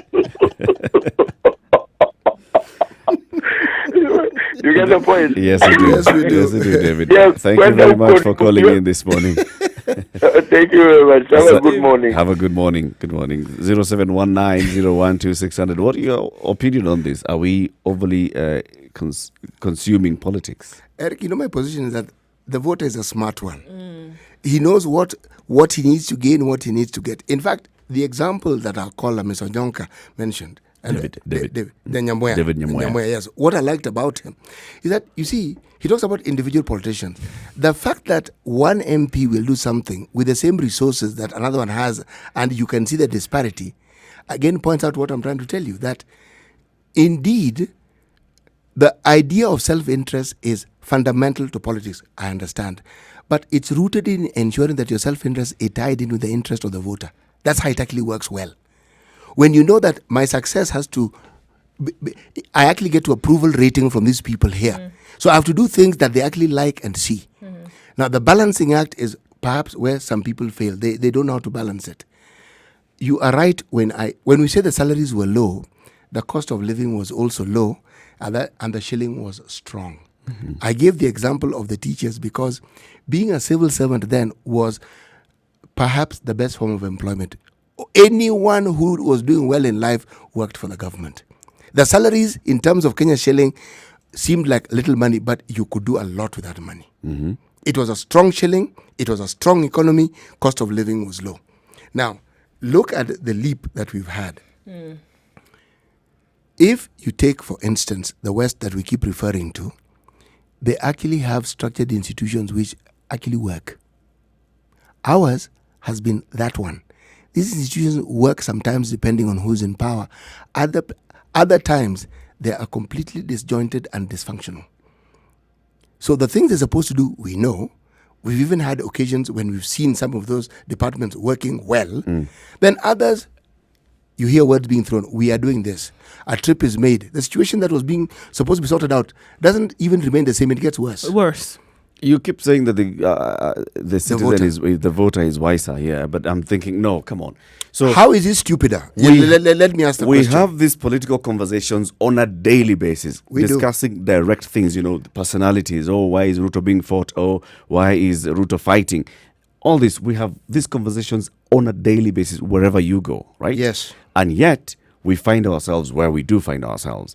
Swiss ambassador was here the other day, Dr. Heckner. He was telling us the Swiss people are completely aware of what's happening around them politically, but it's not their daily conversation. When they're called upon to make a decision in a referendum or in a vote, they vote, they go back home. They expect the person who's been elected to do the job, and the person does their job. It's not their daily. When you go and meet two Swiss people, they don't sit down and start talking about, hey, the Prime Minister or the local leader. In Switzerland, you do not have to doubt that garbage will be collected. You don't have to doubt that the streets will be cleaned. But now you see. Or that there's water in the tap. No. Like Those are discussions they have. The Swiss it vote doesn't ever play in their at all. It does play. No, it does play when they're having those conversations. That's why they even go out and vote. They turn out to vote in a referendum. And because once there's an they issue that has vote, been raised. it's sorted out. Nobody Yes. has to come back and ask the question, oh, this thing that we voted on, how come then it's not being Because done? they placed that expectation to the person that they voted for. They've told that person, I do not want your handout, I want you to go and do the job. This is a wise voter. This other voter here, called Kenyan, is a voter who's saying, okay, how much are you giving me so that I can vote for you?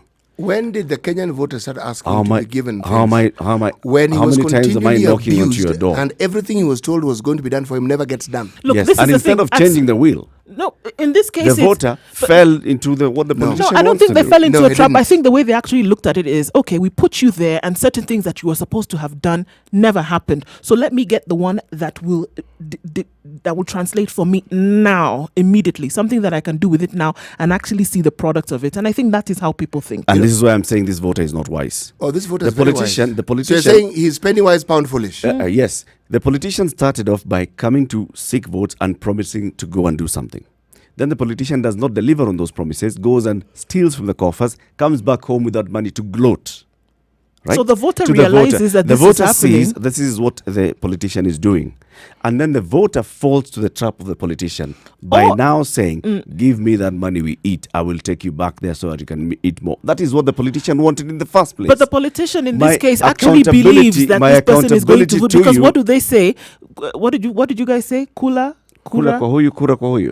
That's the thing, because what can translate into my pocket now, as opposed to all these lofty promises that you continue to give me about how you're going to go do this, that, and the.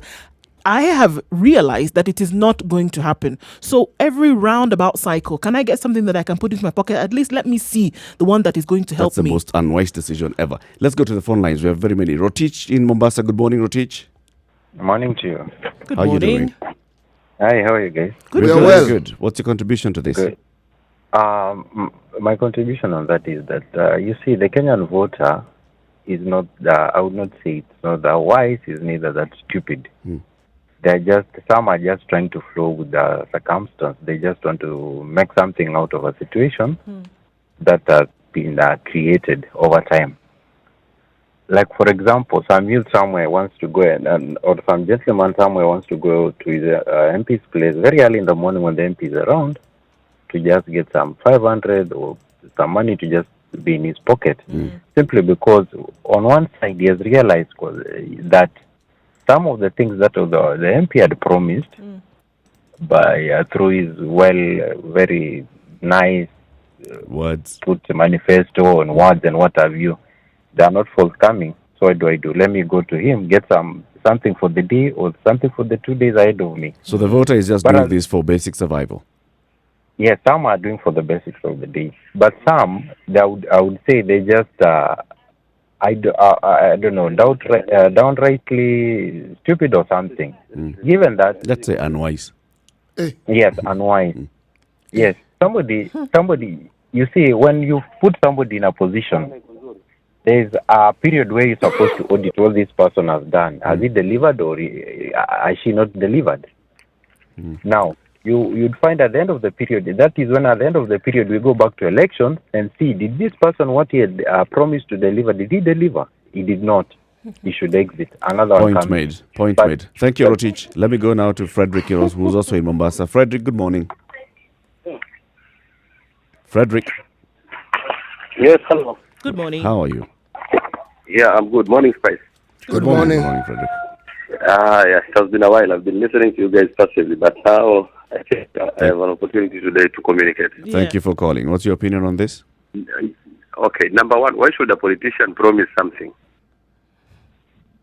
Why should they come and tell the electorate Yeah. that if you elect me, you're going to get this or that? I think we've been conditioned by the politicians to always have a set of luck, things not working, but we can depend on them. Issue like a road is benefiting everyone, and the politician knows if this road is done, then I've no business coming back to Parliament to promise these people something. Yep. Yes. So we need to have parties, political parties that are centered on ideologies, on issues that are related to the electorate that are in particular. For example, like the people we've had issues with coffee and tea. Can we have a political party where its leaders, people who are running the party, the members of the party, as much as they are all over, but then they have an idea to push an agenda that will not have a time and again the president coming to base them out on issues that can be sorted out politically or economically, sorted well in matters policy. So Good. politicians have conditioned us to always be in a state of luck so that we always go to them. You have a bursary where you have a fees of around 20,000, the bursary we're given is 3,500. So that the next morning you say to the politician, my child has been sent out, please bail me out again. So you can get something out We of need it. to ask, where do these politicians get these extra bucks to give us, and we don't have? True points, Frederick. That is the question. Yeah. Asante sana. Have a good day. Zachary in Nakuru, good morning. Oh, hi guys. Hi, Zachary. Hi. I had to be patient, and it's good. You are having a good discussion, you guys. And I want to inform our dad. I think she was told that I'm researching for a good name for, sweeting her. Oh, okay. And I suggested Mama Ikenefuna or Mama Okonko. So she has to choose, yeah? So she has 24 hours or 48 Clearly, hours. Zachary, you have read things fall apart. Hey. Sure, definitely. Yes. And I love Nigerians. Yes. What's your view on this, Zachary? So, Mama Ikenefuna, this is my contribution. Yes. And it's not a contribution. Okay, actually it is. I want to correct an analogy that was given by one of your, programs, yeah? And there's this famous Jeffers, there's the Jackson of the United States. Mm-hmm. Thomas Jefferson, is it? Thomas Jefferson, yes. He died. And once he died, a journalist went to, just an ordinary man like me and you. And they found the man crying. Crying more than they believed. Do you see? Yes. And then he was asked, "Why are you crying? Did that guy have your money, or what was the problem? Did he know you personally?" And the guy answered that I never knew personally. I never knew Mr. Jefferson, but I know he knew me. Do you understand? Yes. Mm-hmm. What is the relationship? What do I want to say? I want to say this. Mention any politician, especially these who are very gifted in shouting, we all know them. But then the question is, do they know us? Do they know even the people who elected them? Because our connection between them and, and us is this, yeah? I gave those guys 50 shillings, so that they could vote me in. Do you understand? And therefore, when they vote me in, I owe them nothing. My biggest job would be to go and throw tantrums there and, be theatrical and all that. Do you understand? Yes. And these guys know this, yeah? The politician in Africa knows this very well, that an enlightened electorate is a danger to him. Do you understand? So what they want, and I'm happy that Mama Ikenefuna is agreeing with me. Yeah. These guys want to keep us. They want us to keep us very illiterate in terms of governance. They want to keep our pockets empty, so that after every 5 years, so you can always be dependent on them. Definitely, and therefore they do not know us, but we know them, and that is my contribution. Thank you, Zachary. Makes Have a sense, good day. Zachary. Thank you. Thank you. Proverb of the day. 30 seconds. Rain beats the leopard's skin but does not wash away the spots. Say that again. Rain beats the leopard's skin but does not wash away the spots. That's the proverb of the day. This is a situation with Kenya's biggest conversation, broadcasting from Nairobi to Mombasa, Kisumu, Nakuru, Eldoret, Nyeri, Malindi. Good morning. It's 8 o'clock.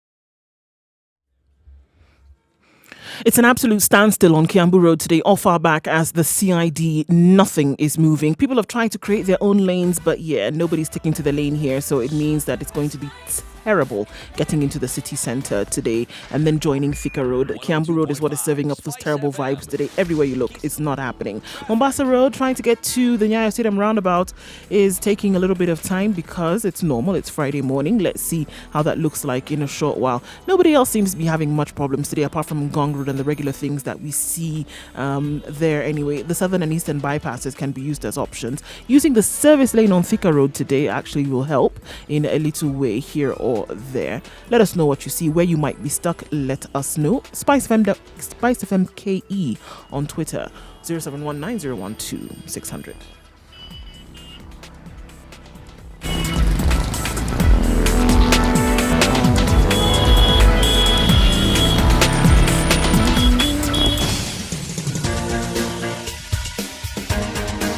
This is The Situation Room, the home of hard-hitting political commentary and penetrating insights about the state of the nation. This is a talk radio experience like no other. The Situation Room, a place for hard truths, debates, and elevated conversations. The Situation Room, witty, political, engaging, deep, controversial. In the room, we have C.T. Muga, researcher, academic, seasoned political observer, a fountain of wisdom in these politically uncertain times. Ndu Oko, Nigerian by birth, Kenyan by choice, communications expert, Pan-Africanist, a truth seeker and believer in people power, and Eric Latif, agent provocateur, the man in the chair, seasoned journalist, news hound, a man who 2.5 believes... minutes past 8 o'clock. Good morning and thank you very much for tuning in to The Situation Room. This is Kenya's biggest conversation.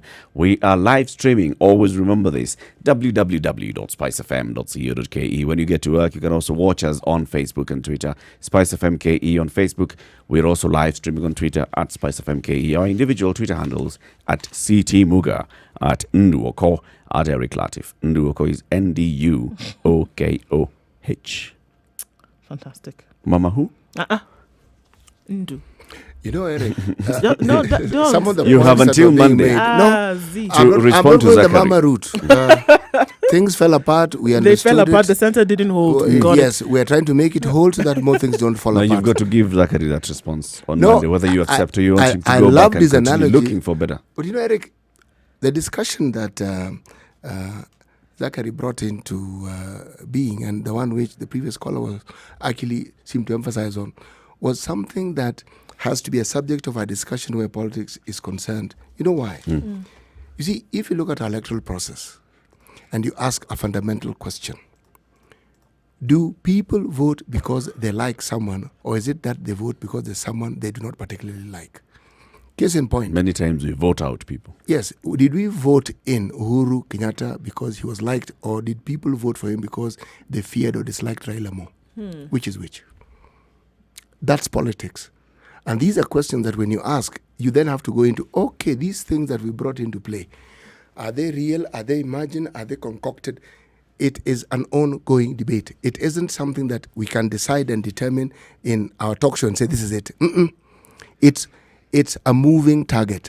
It is this, and it is this. And for it's now. a myriad of things. Yes. It's people have different reasons, and you'll find that within one vote that was the same vote, the people who came together in that vote could have had different reasons as to why they were doing it. But then at the end of the day, the sum total of it all came out to be that this person was either removed or this person was put in. But people who lended their vote did it for different reasons. So I think it goes across board, it goes changing. And one of the very callers, many reasons. Rotich, who was calling from Mombasa, said, people are voting in because, or people are behaving the way we are behaving in how we elect politicians just to get by for the day. Because you've gotten to a point where you realize this is the situation, so let me get something out of it, like you were saying as well, Ndu. But remember what Martha Karua told us when she was here. You have somebody who has come, broken into your house, stolen your chicken, and gone into your kitchen to prepare that same chicken. They eat that chicken, and then they give you The claws. Soup from the claws. And you're like, oh, now Thank you for this claw soup. In fact, when you're accepting that, you're like, okay, you see, I've already been robbed. You see, this person has already cooked my chicken, so let me just take the soup. That's where we are. Accepting to take the soup, because anyway, sikuku imeshaibiwa. Ishapikwa. Now, instead of just, having nothing for my chicken, this is wrong. This is wrong. This is wrong. We should have a different approach to things. This conversation, of course, continues on our social media platforms as well. Spice FM KE, it's an unending conversation. We'll revisit it, especially in political Mondays. Now, let's talk about the Big Four agenda, okay? The Big Four is 4 agenda items. 1, housing. And this is develop 500,000 houses by 2022. 2, manufacturing. Grow our manufacturing sector so that it can be a creator of jobs.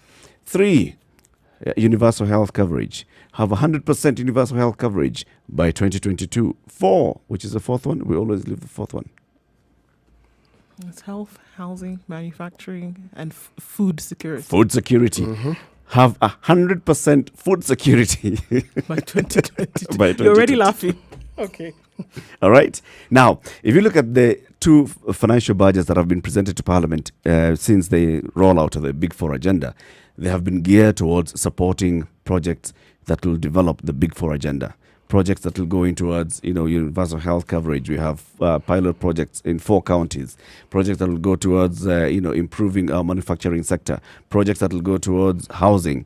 Projects that will also go now towards food security. Where are we now? Well, we are now at a point where we are about to go into the third budget in June this year.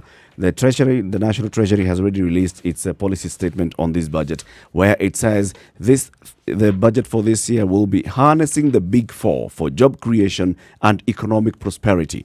And note the word harnessing. Harnessing means that it's already working, so we are just shoring up the progress and what we have gained out of the Big Four agenda. This morning I want to raise the question and answer it. Have we seen progress on the Big Four that we can say we want to harness by putting more money into this Big Four agenda? And my answer to this is no, we haven't seen significant progress that justifies harnessing it with more money. And what else has the Parliamentary Committee on Budget and Appropriation said? This parliamentary committee, which is the one that receives the monetary budget policy statement from the National Treasury, goes through this, and the parliamentary committee said, look, we understand that this is what the government wants to do, but looking back, we have questioned in the last 2 budgets and said, we don't know what you want to do with these Big Four. In other words, there's no strategic plan for implementation of the Big Four. Nothing on paper. Nothing that says by the end of the first year or by the end of every quarter, this is what we shall expect as milestones.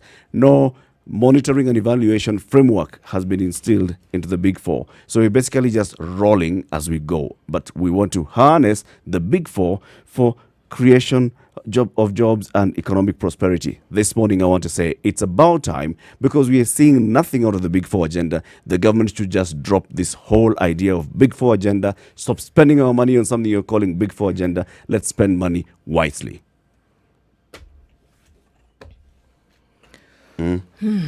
Well, what is certain is that the rain has beat that particular leopard, and it clearly hasn't changed its spots. The spots are the same. Wouldn't you say? The spots are the same. Okay, let's just look at food security, right? Let's pick this Big Four apart. Health, of course, being my pet peeve in all of this, and saying that we want to make sure that we have adequate access to health for the people of the country, to health and medical facilities. And apart from that, be able to walk into any health facility, a public health facility, and be treated without any cost to your pocket per se. Okay? If we want to look at the state of the health systems in the country right now, are we not dogged by so many things? If you want to talk about the medical leasing scandal, which is just another thing that is driving us crazy. Yes. If you want to look then at the situation where blood banks have run dry or have not run dry, or whether there is enough and there are no reagents, or whether blood is being then exported and stolen by or to Somalia. I mean, where are we going to start for us to say that we have some headway when it then comes to health?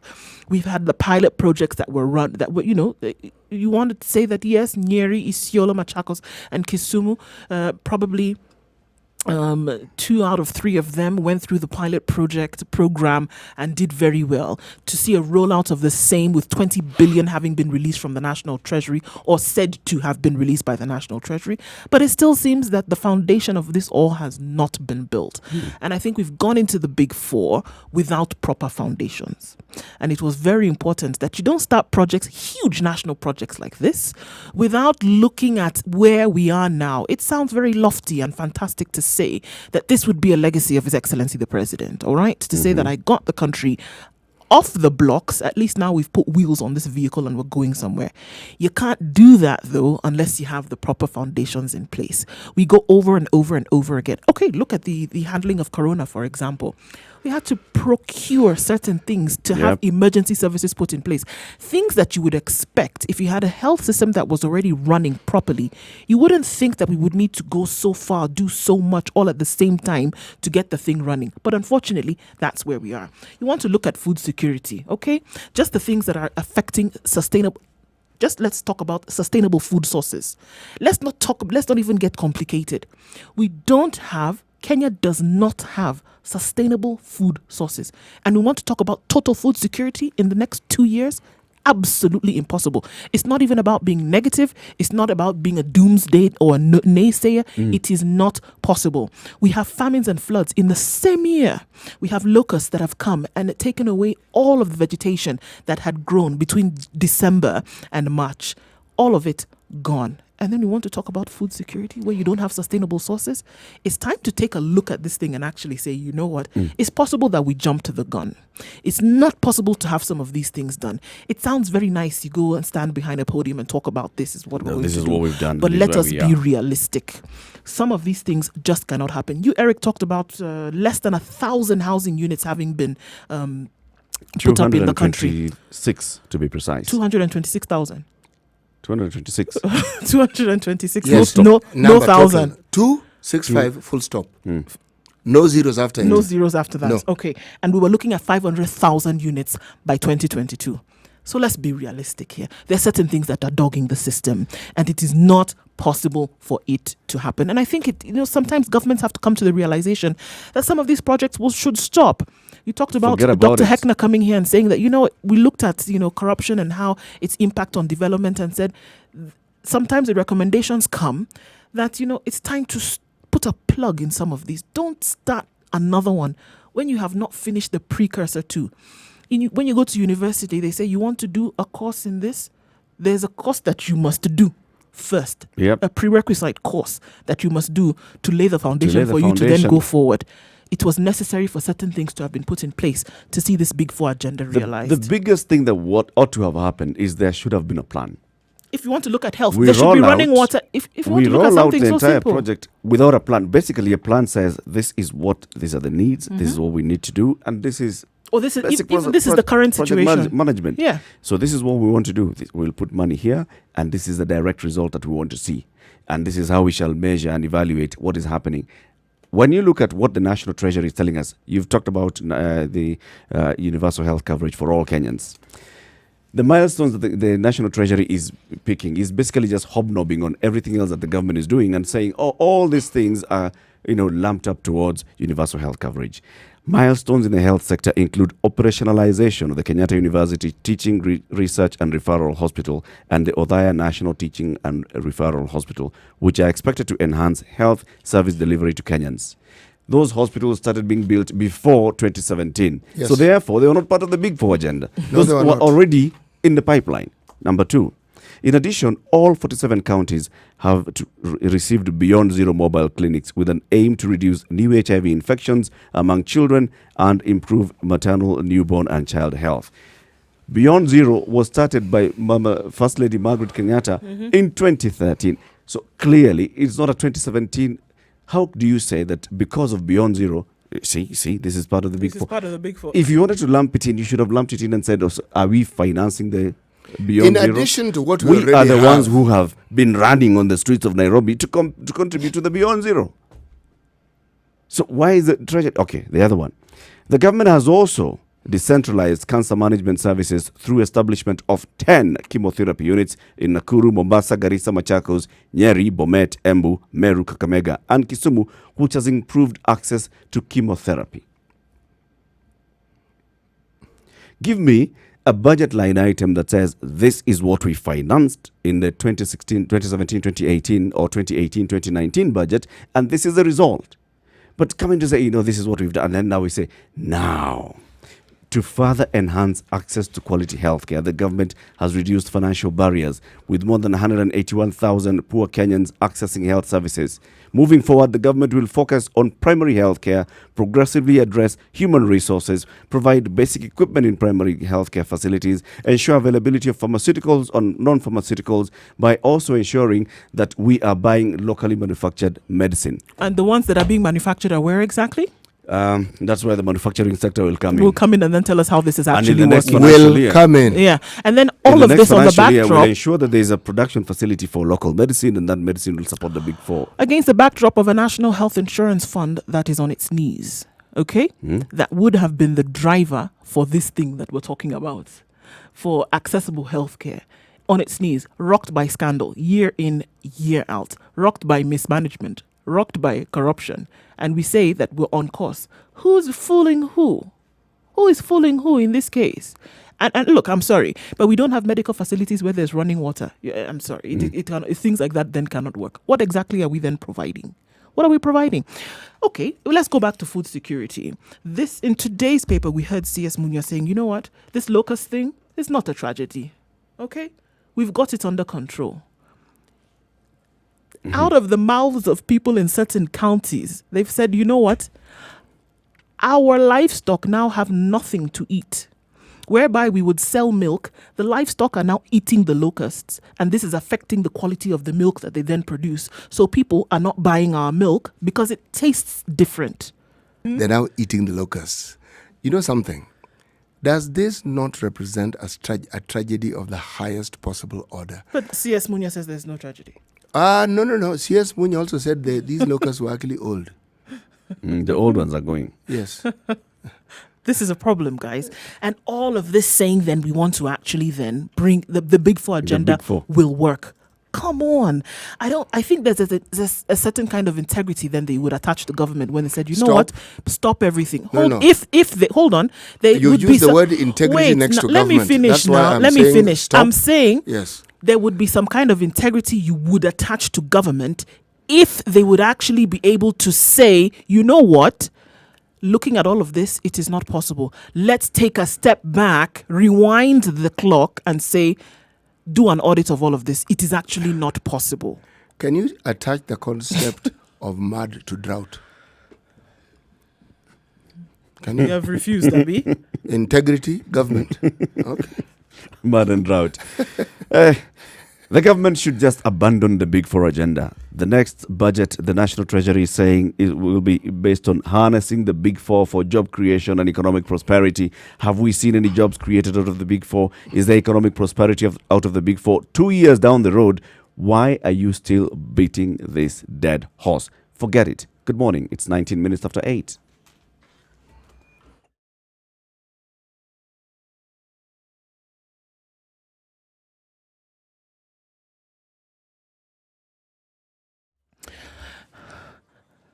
It's mostly cloudy in Nairobi at 18 degrees, going to carry through the whole day with highs of 26. And in Nakuru at 18 degrees as well, partly cloudy conditions through the day with highs of 27. At 18 degrees in Nyeri, rain showers coming through in the afternoon with highs of 26 and lows of 14. It's partly cloudy in Eldoret and it's going to carry through the whole day, highs of 26. In Kisumu, mostly cloudy conditions coming off of rains and rains to come through in the afternoon again with highs of 28 and lows of 22. In Mombasa at 28 degrees, it's partly cloudy, thunderstorms to follow with highs of 32. In Malindi, it's mostly cloudy this morning. Expect some rain into thunderstorms with highs of 32 and lows of 27. Looking into Kampala, it's raining this morning and that will be through the day with highs of 26 and lows of 20. In Dar es Salaam, it's hazy, partial fog this morning, entering into a session of rain, highs of 32 and lows of 26. Then taking a look into Johannesburg, it's thunderstorms this morning at 13 degrees, likely to carry through the day with highs of 13 and lows of 12. And taking a look into Lagos finally, it's clear skies this morning, rain to follow through in the afternoon then with highs of 34 and lows of 26.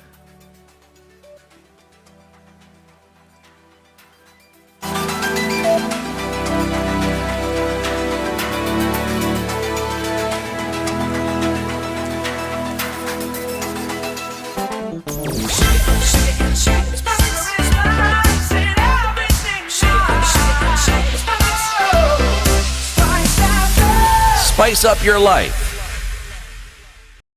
Mature, intelligent talk every morning. Spice up yourself. Parliament's Budget and Appropriations Committee is a very powerful committee. This is a committee where the National Treasury reports and says we have done this and that with our previous budget, and also this is what we intend to do with the next budget. Then this committee appropriates that budget to the various ministries and state departments that have applied for money. It has received this budget policy statement from the National Treasury. It has looked at it, and the report is out and it has been tabled in Parliament. The chairman, Kimboni Ichung'wah, says in his statement, the committee observes that although some progress has been reported, that is with regards to the Big Four agenda, the provided information was not detailed enough for the committee to properly keep track of progress made with regard to implementation of the Big Four agenda.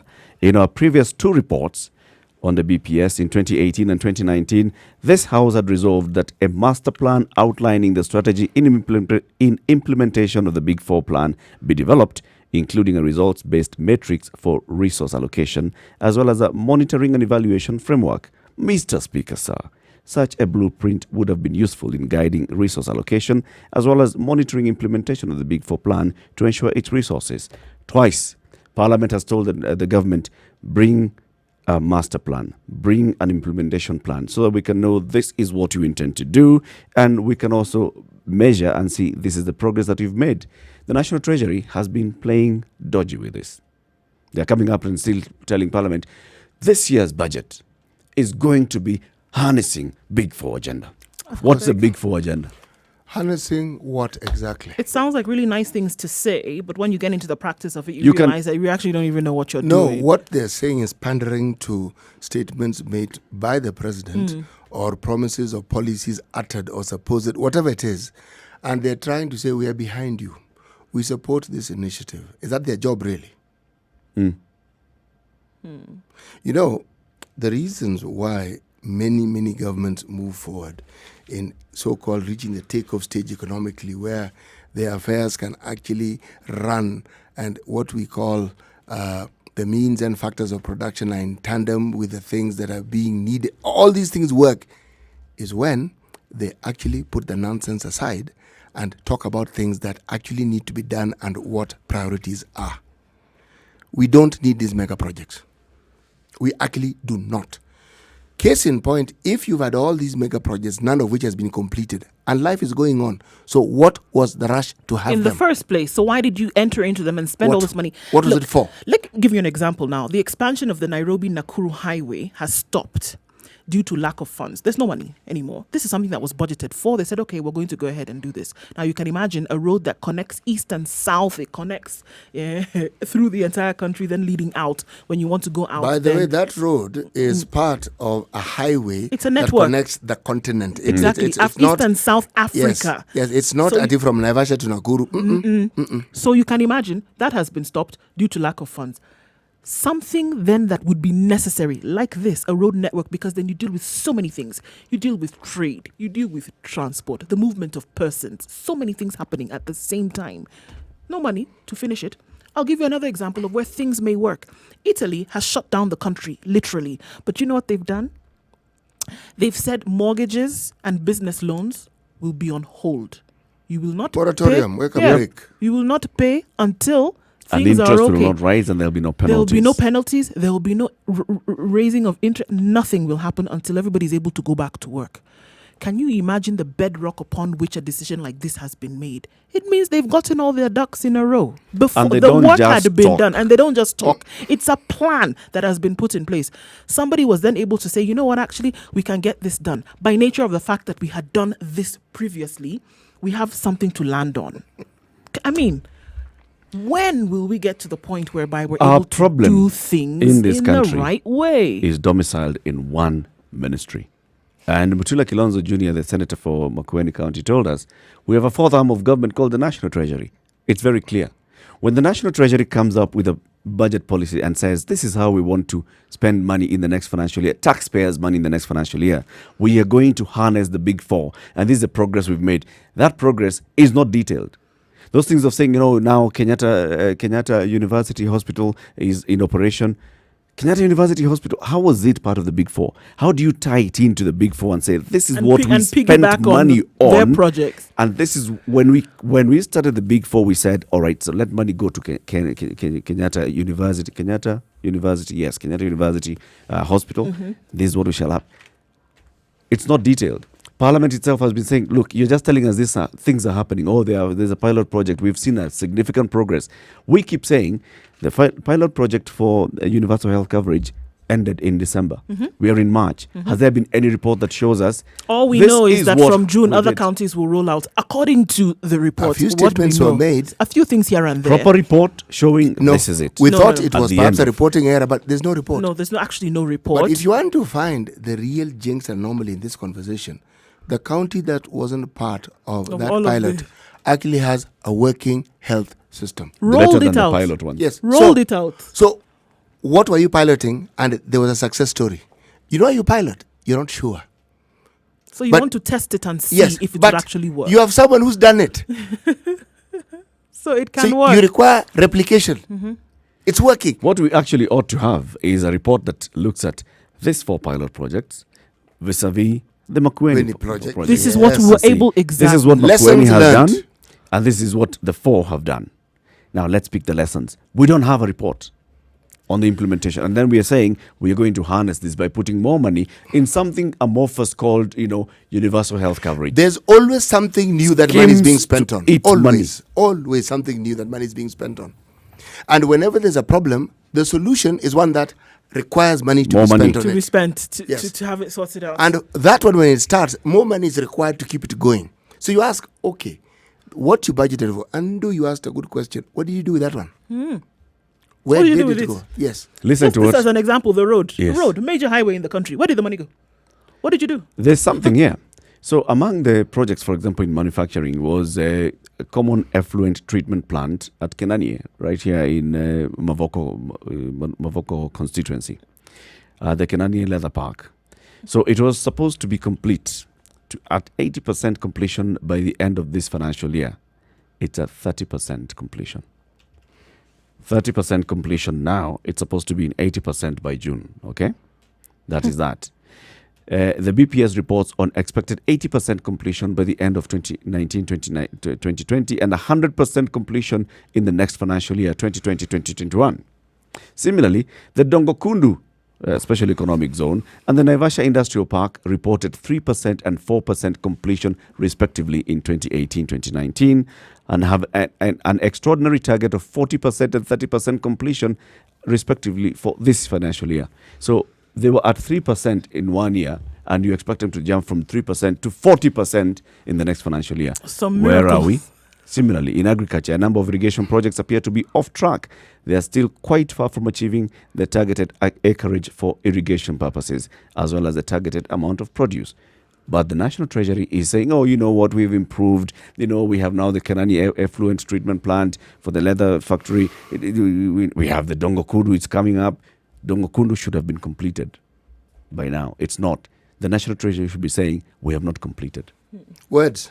Words once again. And this is the thing, that people, I'm talking about the people of the nation, people of any nation are the ones whose interests should be the driver for any kind of development projects to take place. You can't be a government that is in limbo all the time, starting, finishing, Okay, we're going to go back to Kiraitu Murungi. He spoke about 6 months ago and said, it's actually quite painful that in Meru, not Kenya, Meru, Just one county. 180 projects. Count them. 180 projects. If we counted them, we'd be talking for 5 minutes. Not completed. One county. What are we looking at around the rest of the country?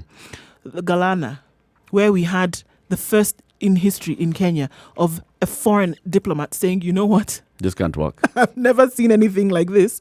I'd rather leave this job than continue in something like this, whereby they were supposed to be having, in terms of produce delivery, 400,000 tons per year.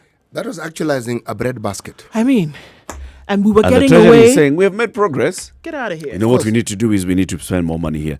I can't even, at some point when I think about it, I can't breathe. It's actually a health hazard. When you think about the things that don't happen in this country, you feel sick. Many I need a economists are Panadol, telling John. us the biggest problem that we have in this country is fiscal indiscipline. That statement was a Fiscal good one. indiscipline is coming from the treasury. When you see a government that's preparing the same budget that looks like the previous one, where there's no progress from the previous one, Who do they care about? And then when you look at Italy doing the things that they're doing now in the heart of coronavirus, you ask the same question.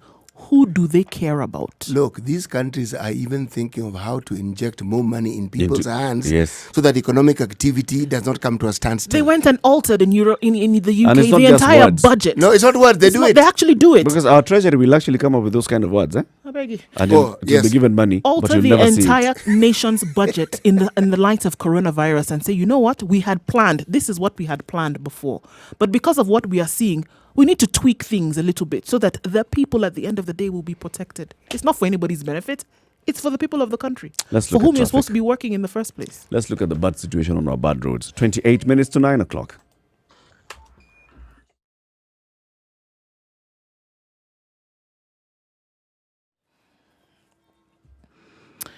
Right. So Mombasa Road has absolutely no traffic. Talk about things disappearing. Here is an actual example of that. It's done. It's gone. You can get where you're going. No bumper to bumper situation. It's fantastic. It's one for the books in this case. All right. Langata Road. Okay. I don't really know what's going on, but there's nobody on Langata Road. People have disappeared. Thika Road, though, is where it's serving up the vibes this morning and not being able to get into the city as quickly as you would expect or as you would like. So some patience is required there as well. Getting into the CBD, coming out of Westlands, Gong Road, Langata Road, not so bad this morning. So we're doing good for 8:30 on a Friday. See something out of the ordinary, do let us know. Spice FM KE.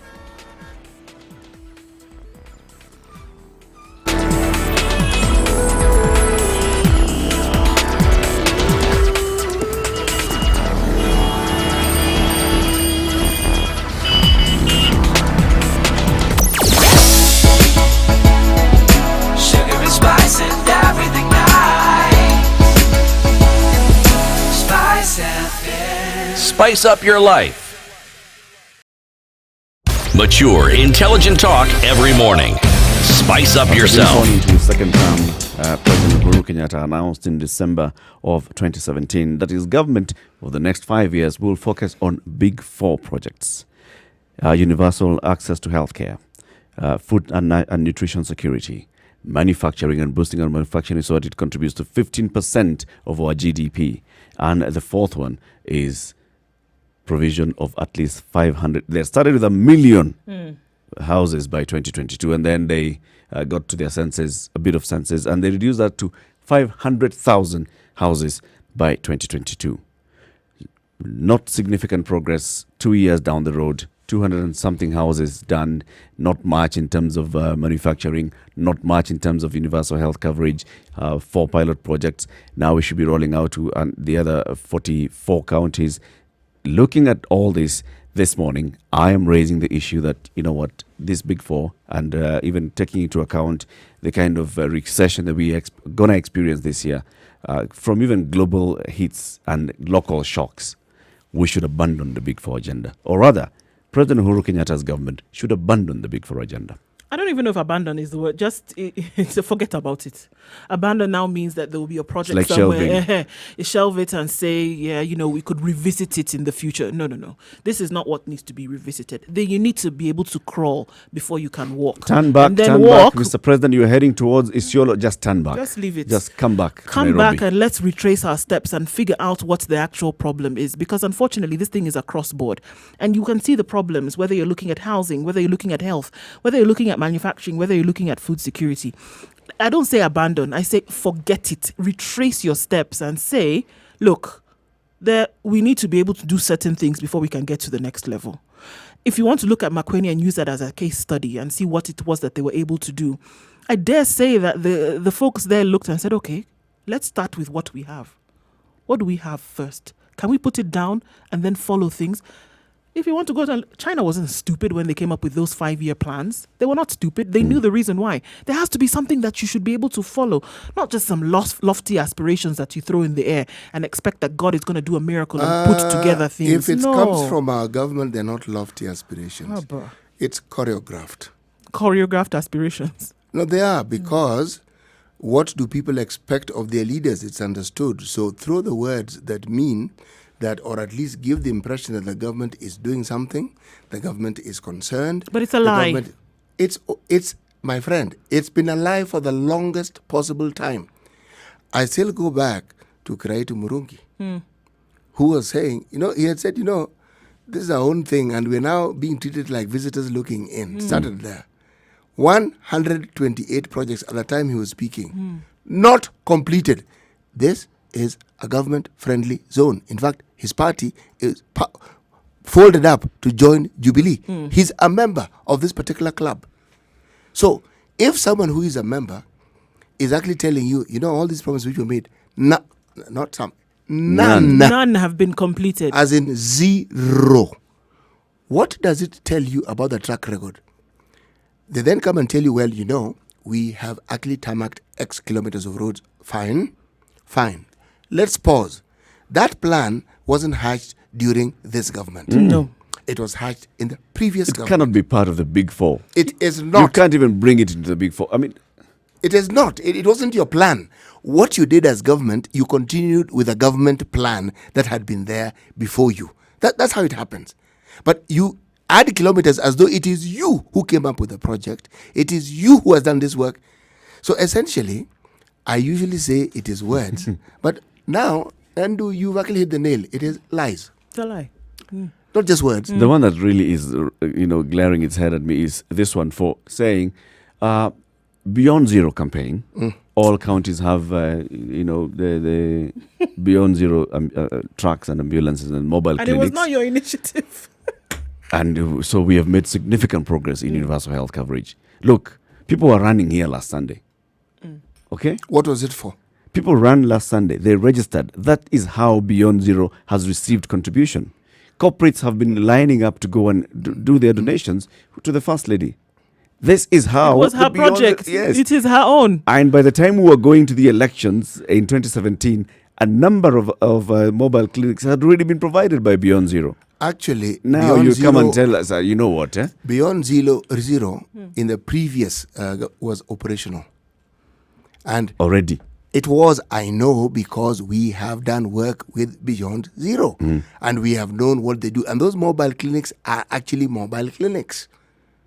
But one of the things that used to bedevil them sometimes was the issue of enablement. Sometimes they didn't have the wherewithal to do what they were supposed to do. So if the government had actually come in and supported it, that anomaly would not have existed.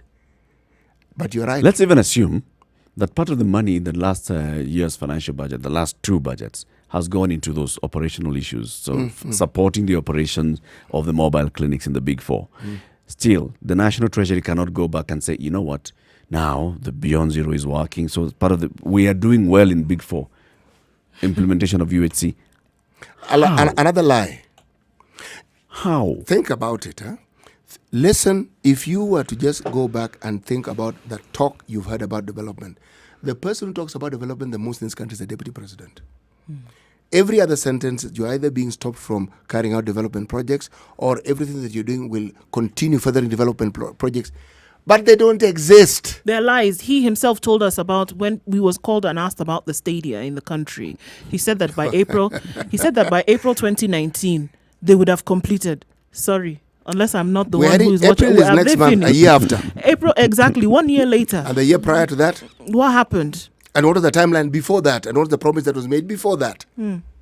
Come on, man. You can't be at this point. And that's what I'm saying. You know what? The future looks quite grim if this is what we've seen happening. The future looks quite grim if we're going to get to the place where an entire national budget will be changed because of a world phenomenon like the coronavirus. Do you see Kenya getting to that point where you can't even get things on its head? World Bank, according to reports, has released 1.4 million shillings to fight the locust.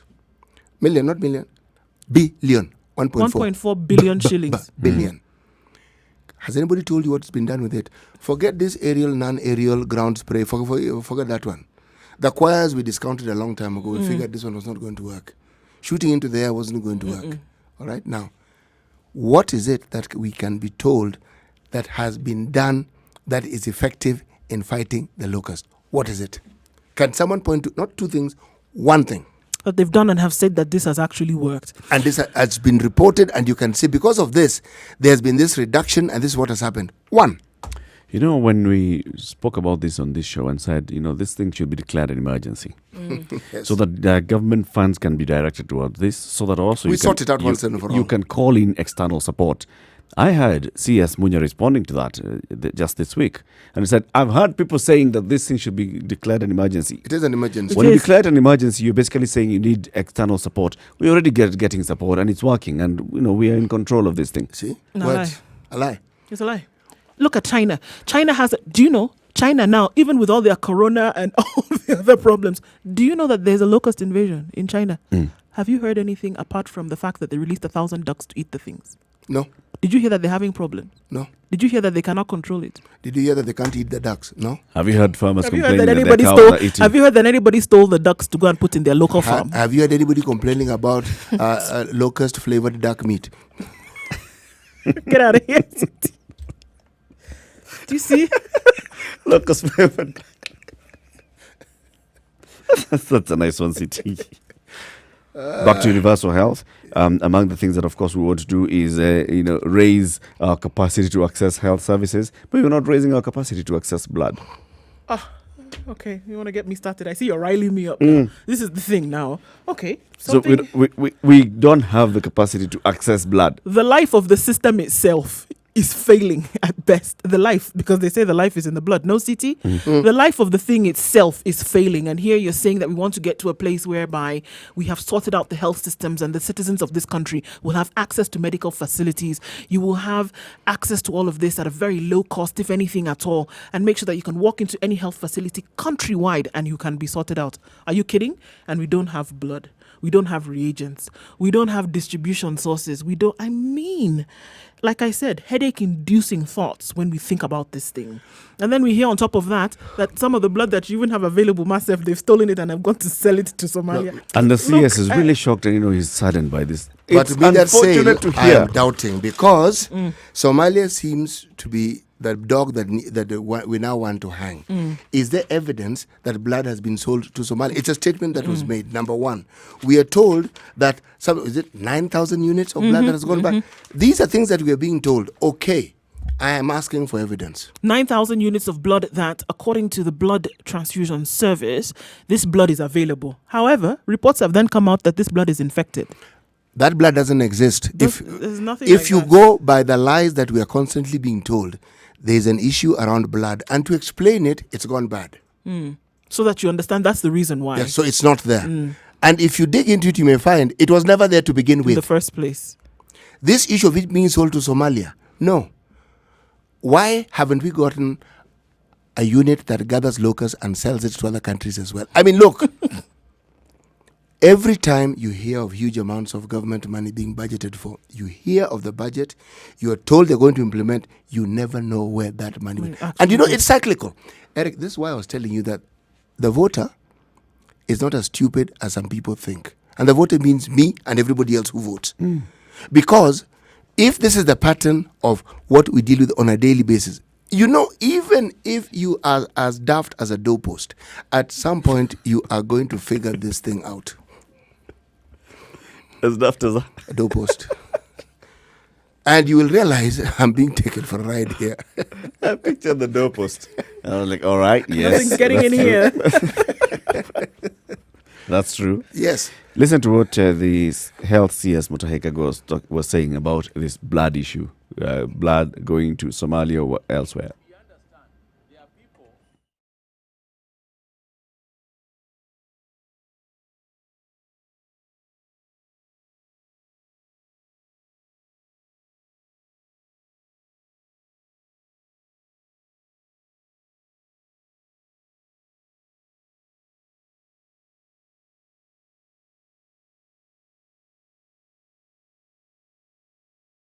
We understand there are people who, very surprisingly and very immorally, are actually selling blood, sometimes even outside the borders of this country.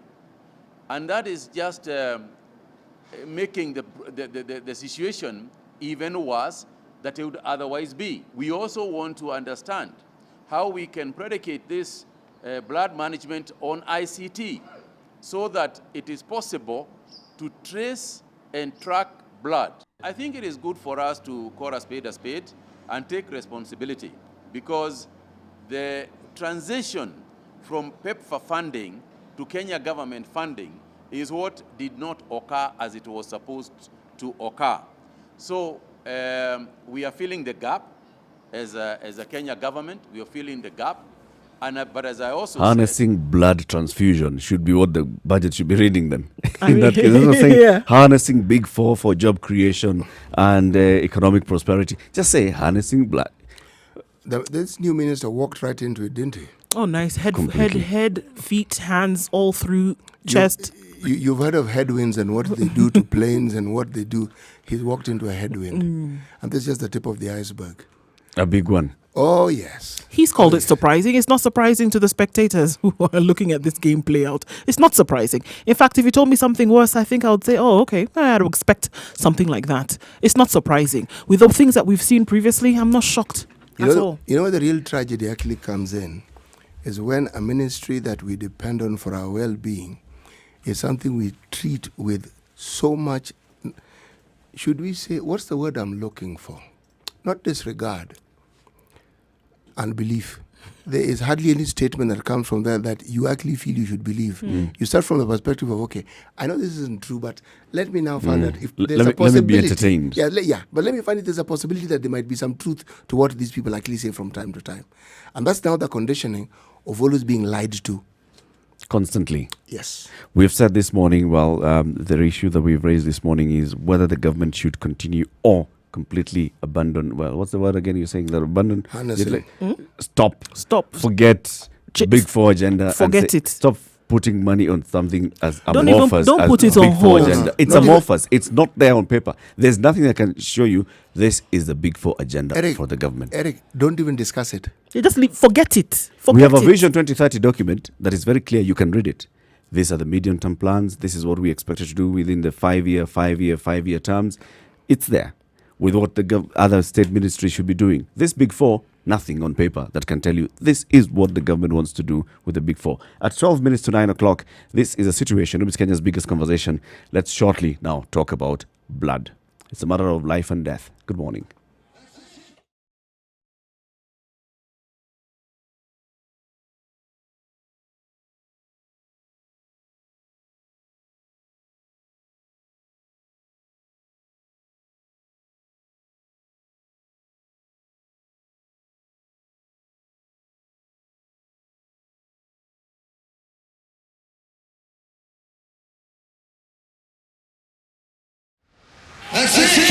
Mornings done right. 94.4 Spice FM, Nairobi. This is a situation room. It's Kenya's biggest conversation. 11 minutes to 9. Mature, intelligent talk every morning. Spice up yourself. On Spice FM, broadcasting 94.4 in Nairobi. We are in Malindi, 97.7. Nyeri, 90.9. 96.7 in Eldoret. Nakuru, 96.0. 102.5 Kisumu, 87.9 in Mombasa. We also live stream the show every morning on Spice FM KE, Facebook, YouTube and Twitter, as well as www.spicefm.co.ke. Now we're joined by a guest in the hot seat. And on the hot seat this morning is Dr. Kibet Shikuku. He's a lecturer at the University of Nairobi for Hematology and Blood Transfusion Unit. We want to discuss this crisis in Kenya's blood banks. Dr. good morning. Good morning. Thank you very much for joining us. Thank you. You look healthy. Pretty. You look bloody good. Thank you. Eric, please remind him that he's sitting on the hot seat.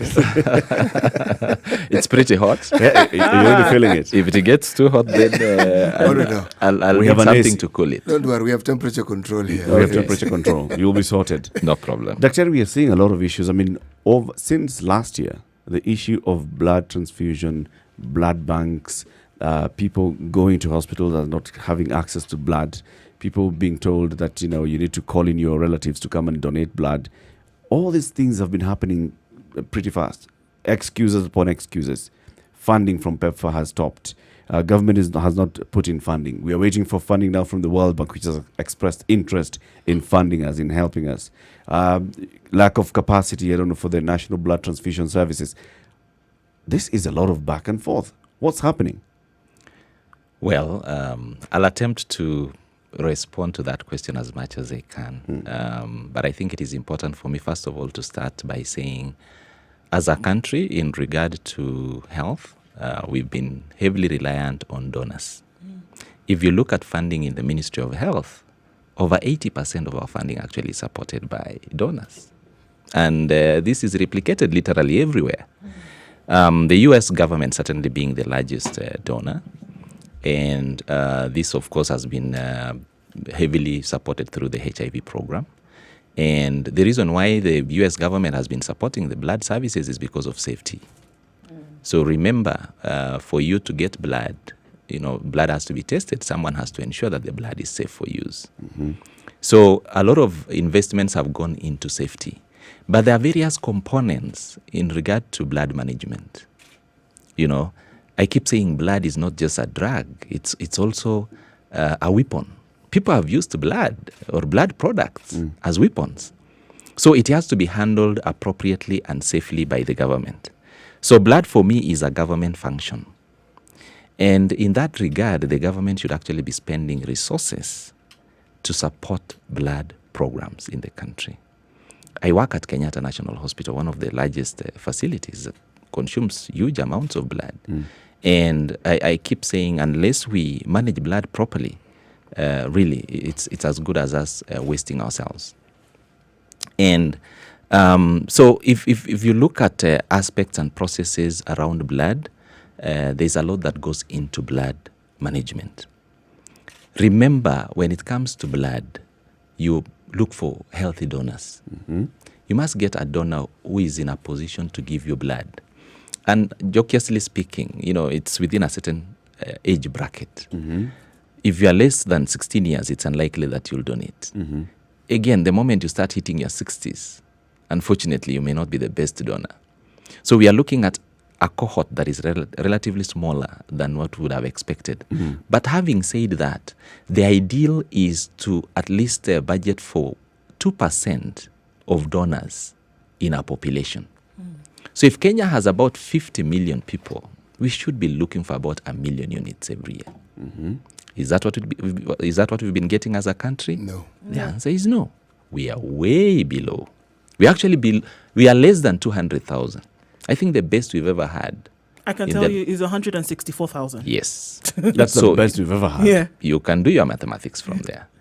This year, I think last year, we got less than 100,000. So is this where we are, how we want to manage our healthcare? I guess the answer is no. And, the back and forth will keep on while Kenyans are, suffering. So without really getting into unnecessary discussions, I think for us, we need to bite the bullet, face the reality, and get a solution to the problems that we have. And the solution is direct funding. This thing of saying, let's expect somebody else to come and fund us is a bit too much. I mean, really. Like you're saying, it's like entrusting our national security. Like you said, it's as important as national security, entrusting our national security to external funding. Was there a time when matters relating to blood was actually funded by the government, and was it successful then? Well, I don't recall. I know the government chips in. It is a government project, really. Yeah. What I'm saying was there a time when it was 100% funded? Just government, just a localized affair? I guess prior to this HIV epidemic, the government must have been in charge. The government was in charge. Did you ever hear of the problems we're talking about now? Apparently, possibly things, again, were a little different from what we are seeing today, with the reasons that if you look at disease trends, so much is happening to the extent that now blood is becoming a global issue. It's very central to a lot of things. That's right. So even if you looked at the services and the way we manage blood in this country right now, we still have some deficits here and there, but I keep saying the bare minimum you can do to a unit is to make it safe for the recipient. Yeah. That is the bare minimum you can do. You can do a lot more. Because if you look at our services, vis-a-vis what others are doing elsewhere, about 2 weeks ago I was in Mauritius. And if you look at the level of testing to make their blood even much more safer is a lot different from what we are doing. And that has a cost implication on it. The least you can spend on blood right now is about 6,000 Kenya shillings. Per unit? Per unit. That's the least. I mean, that is just to try and make sure it's called a bare minimum. The bare minimums are taken care of. Is someone footing that bill? I guess indirectly the government has been footing that bill. That's why we are made to imagine that blood is free. In reality, there is a cost that goes into it. If we wanted to escalate the safety a little bit, from optimum level, well, slightly closer to that, then we may be spending about 15,000 per unit. If we want to make it extremely safe and get to global standards, we should be thinking of between 20 and 25,000. So when we talk about the availability of blood, then so we are talking then after it has been treated, as it were. So now we're talking about the separation between plasma and red blood cells and hemo and all of this. So by the time it has been dealt with is when we say this is what we have available. As opposed to I go in and they take a pint of my blood and then I say, well, I've donated blood, it's available. So we're saying after the process is when we say this is what is available? Yes. So basically, before you donate blood, there's a questionnaire that you're taken through. You must satisfy that criteria before someone actually can get blood out of you. But assuming your blood is taken, it must be screened for at least 4 things: HIV, hepatitis B, C, and syphilis, at a bare minimum. We call those TTIs. Once your blood is free of these infections, then the blood is processed. And the process, involves now separating this blood, into what we call blood components. Because blood to us is like junk. You have so much in it that you would want to separate them into components that may be useful for different diseases. But the most critical that we all are familiar with are the red blood cells. Blood, of course, 99% of blood is the red cell. The rest is, platelets and white blood cells. And then all this is pulled under a fluid called plasma. So you need to separate this, into those components so that you remove the fluid part of blood, which is plasma.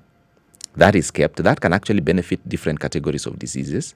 And then you have the red cell that is critical. That is the one that you need to move oxygen. It's the life. Yes, that is where your life lies. So basically, once you've separated this blood into these components, you can store them. The best you can do for the red cells is to store at possibly 30 to 35 days. That's the much it can stay. Beyond that, a month, it's useless. It's useless. Okay? So even if we were to debate, issues of blood was sold, blood was not sold, I mean, how much was sold? 9,000. What do we need as a country? 1 million units. So where are the others? Yeah. Really, even if we were to get into a debate. Secondly, I'll tell you this. If we started the debate of blood being sold, this is the question I would easily throw to all of us. What is the criteria of us distributing blood? Remember, blood is freely given. How do we distribute it? If as a government we decided that, whatever little blood we've gotten will be given to the public sector, what about the private sector? So there's quite a bit that goes into blood utility, to the extent that if we said there are donors in the northeastern part of this country, do they have relatives in Somalia? They do. Would they want that these relatives benefit from blood drawn from the Kenyans? Naturally. If your blood was given to an American today, and they got excited that we got blood from Kenya that has saved a life, regardless of the method that that may have been used to release this blood. Would someone be happy that this blood has saved a life? Of course. As we are discussing today, if you look at the papers, some are saying 9,000 units are being spoiled. What is better? 9,000 to save lives in Somalia vis-a-vis 9,000 getting spoiled here. I mean, really.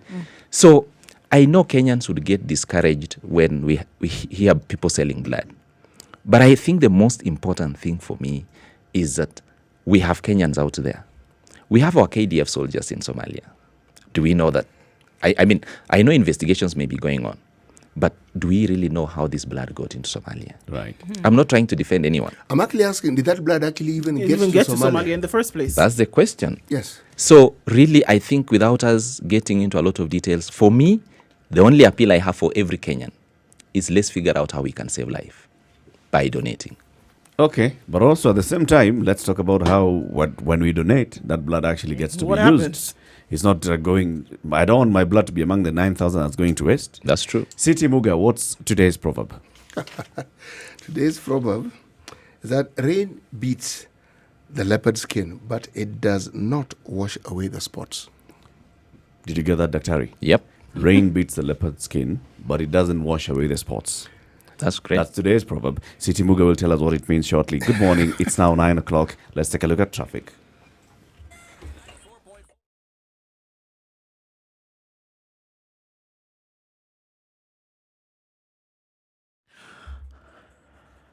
So folks are asking if we woke up on a Saturday. Actually, no, it is Friday. Thika Road and Mombasa Road are actually behaving very well today. Right now, Thika Road has gotten rid of the issue. It is Friday. Mombasa Road has behaved very well today. People either got up very early or people decided to sleep. I don't know, take your pick.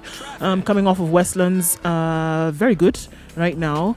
Juja Road, excellent as well. We still have a bit of a problem on Gong Road, but around the city, things seem to be doing very, very well. Langata Road also joins the list of whom we're going to give a tick. Maybe some things might change as we go along. And if they do, get in touch on Spice FM KE. Let's see what it looks like. But it seems to be a fantastic Friday as concerns traffic.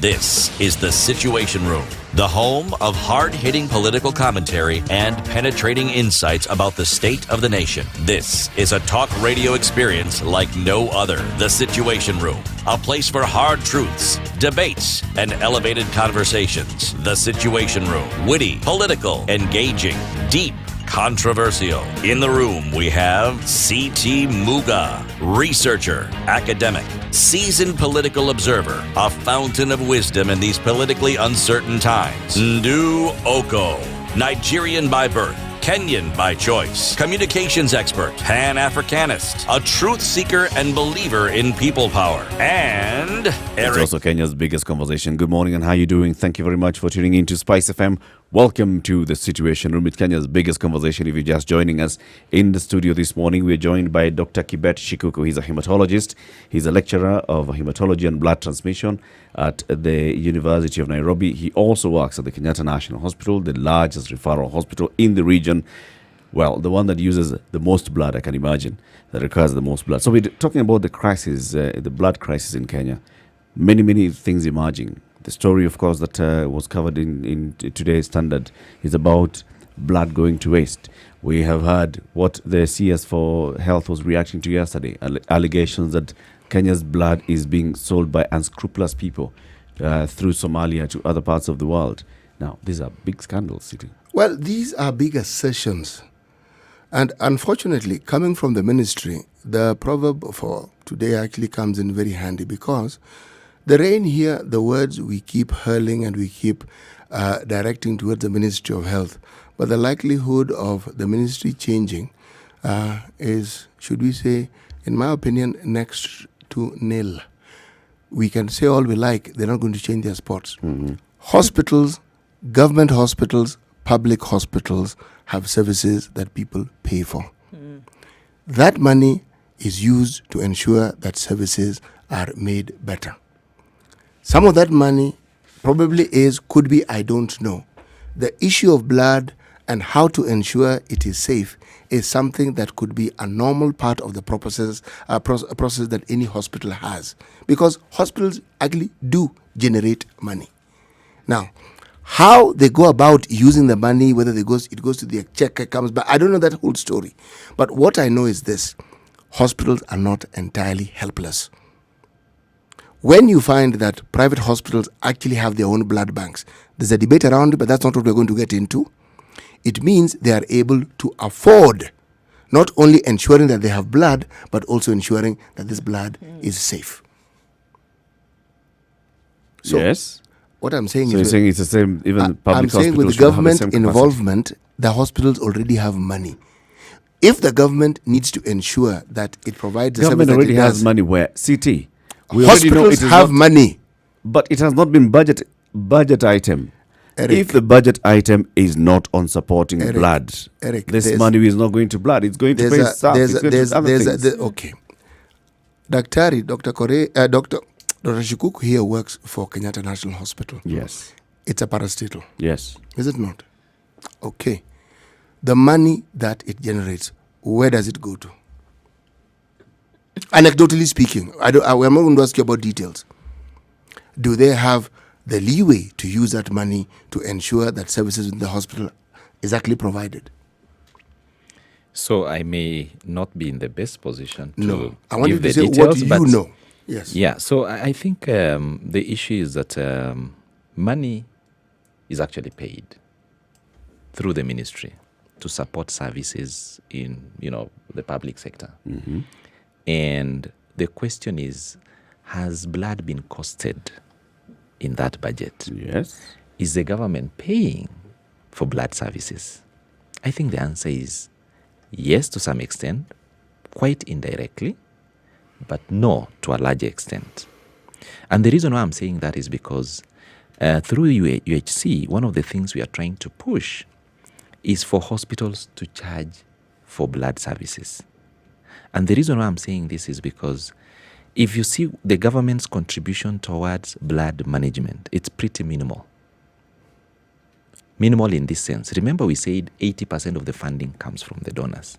We have a smaller percentage that comes from the government. If you look at the services provided right now through the National Blood Transfusion Service, okay, because that service is entitled to make sure we get adequate and safe blood. Adequacy, of course, is now an issue. Safety is becoming a problem because there is no testing that is taking place. Yep. Now, I want to make a comment in relation to safety this early. While we know that the private sector is attempting to close a gap, we have safety challenges.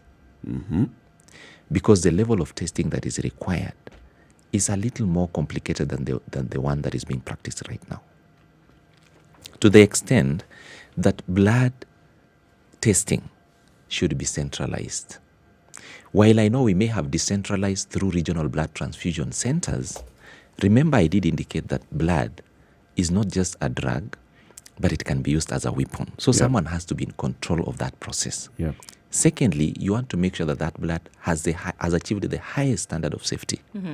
The person who is charged with the safety is the government through the National Blood Transfusion Service. So the service has been empowered with appropriate equipment to test for this blood. Majority of the private sector is attempting to close that gap.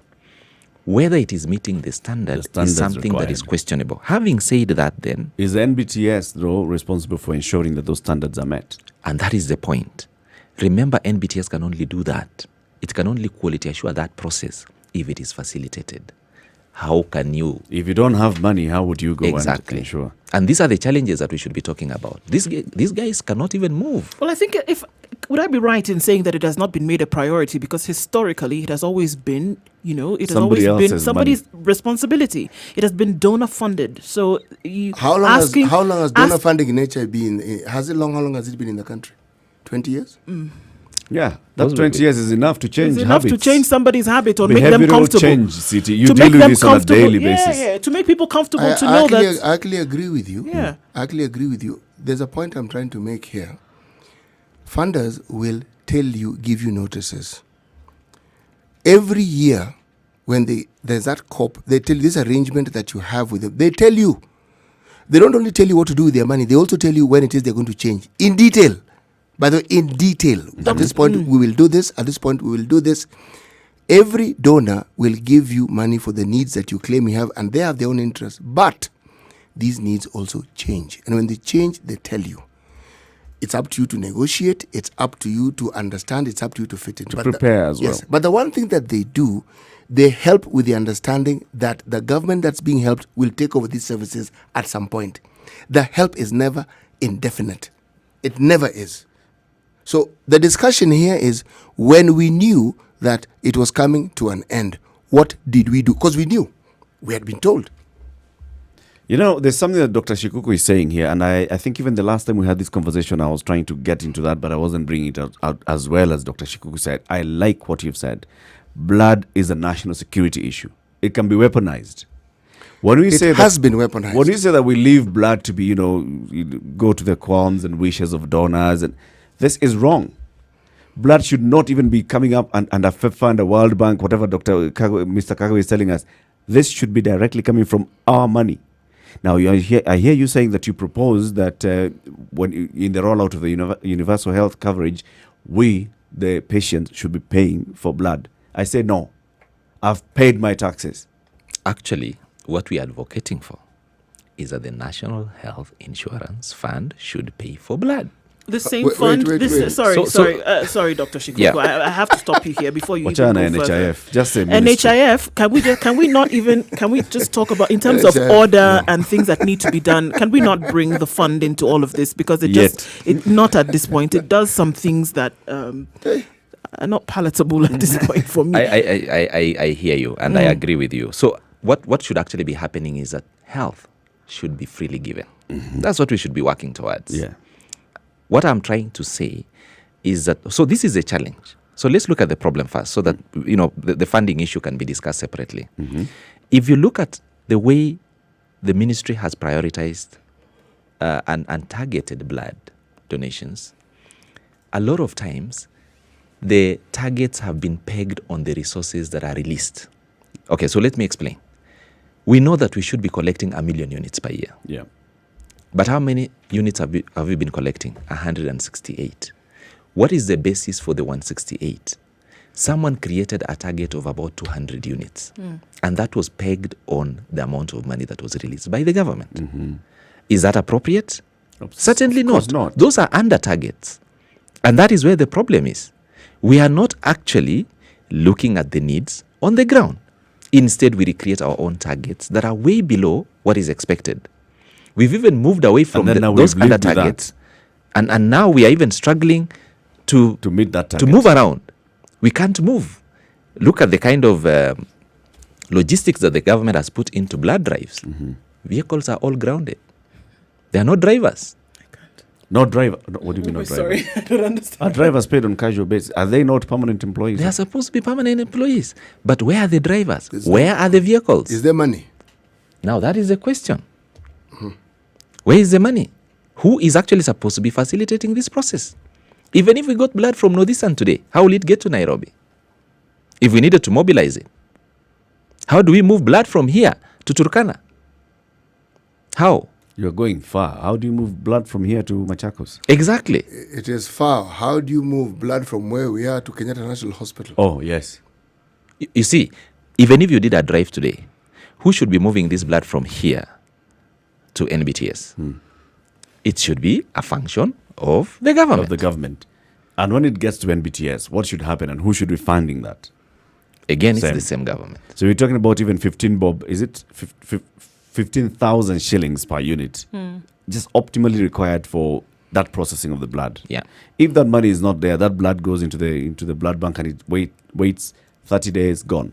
I mean, that's the end. You so know, it's dumped after wasted. That? Yeah, you throw it away. You'll not be able to use it. But if it was, if it was appropriately processed, the testing is done, separated into components, then you can store, because each of those components have different storage, durations.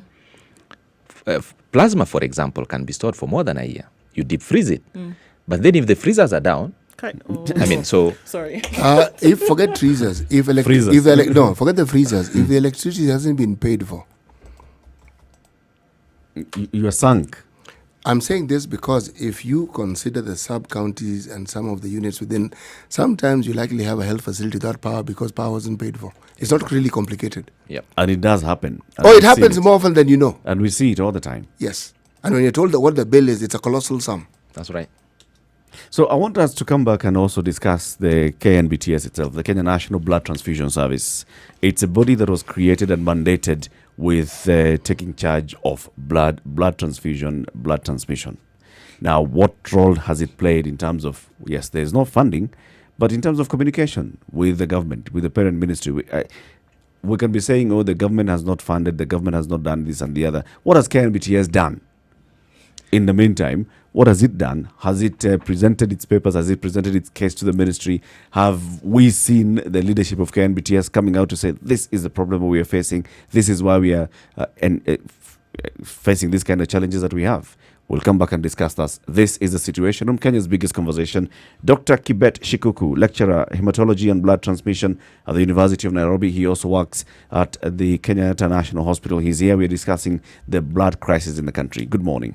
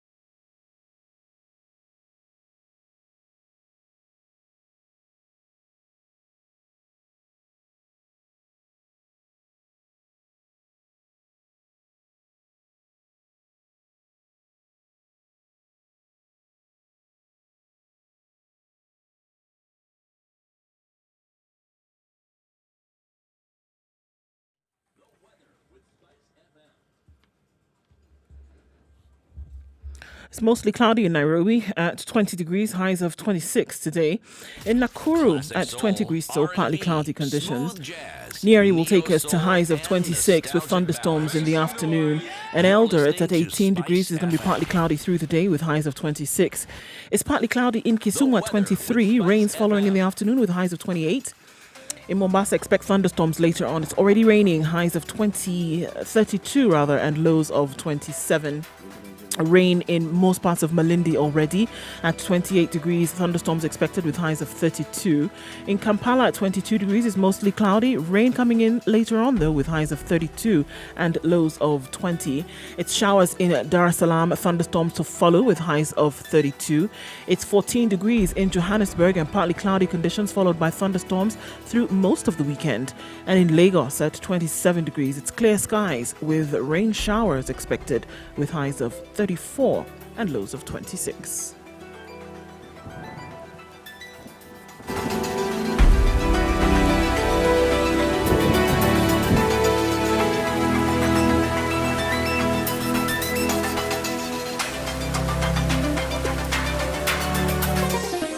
Chilled Spice.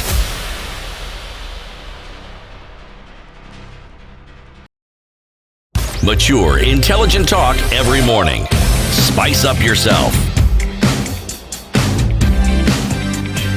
Looking at what's going on with the state of blood in the country and then asking ourselves many questions today. I think questions that absolutely need to be asked because then so many parameters that we have to deal with are just not in place. Whether it's talking about the very fundamentals, transport, facilities like, electricity to make sure that it can actually be stored.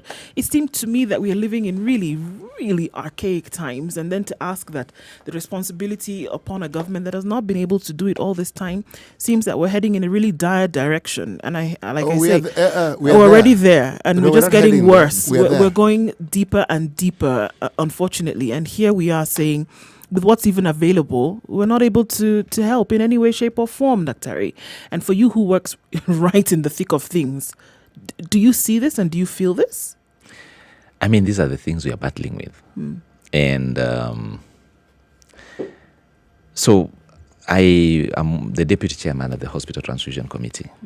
And we have to struggle with the challenges that we have. One is because I did mention, blood is supposed to be voluntarily given. That is important. We need voluntary donors. When we fail to do that, then we resort to what we are now doing. We call them replacement donors. A replacement donor is a donor who comes to donate for a relative. So a relative looks for some relatives who will come and donate for their relatives. And this is not the right thing to do. So it's true that somebody could come and there's a procedure that they needed, and you would actually tell them to ask their relatives to come and donate. Yes, this is what is It's happening true. right now. This is where we are as a country. We moved away from voluntary donations. Now we are at replacement donations. Okay? And the challenge with that, again, as I keep saying, blood is not necessarily entitled to a relative if you gave it out.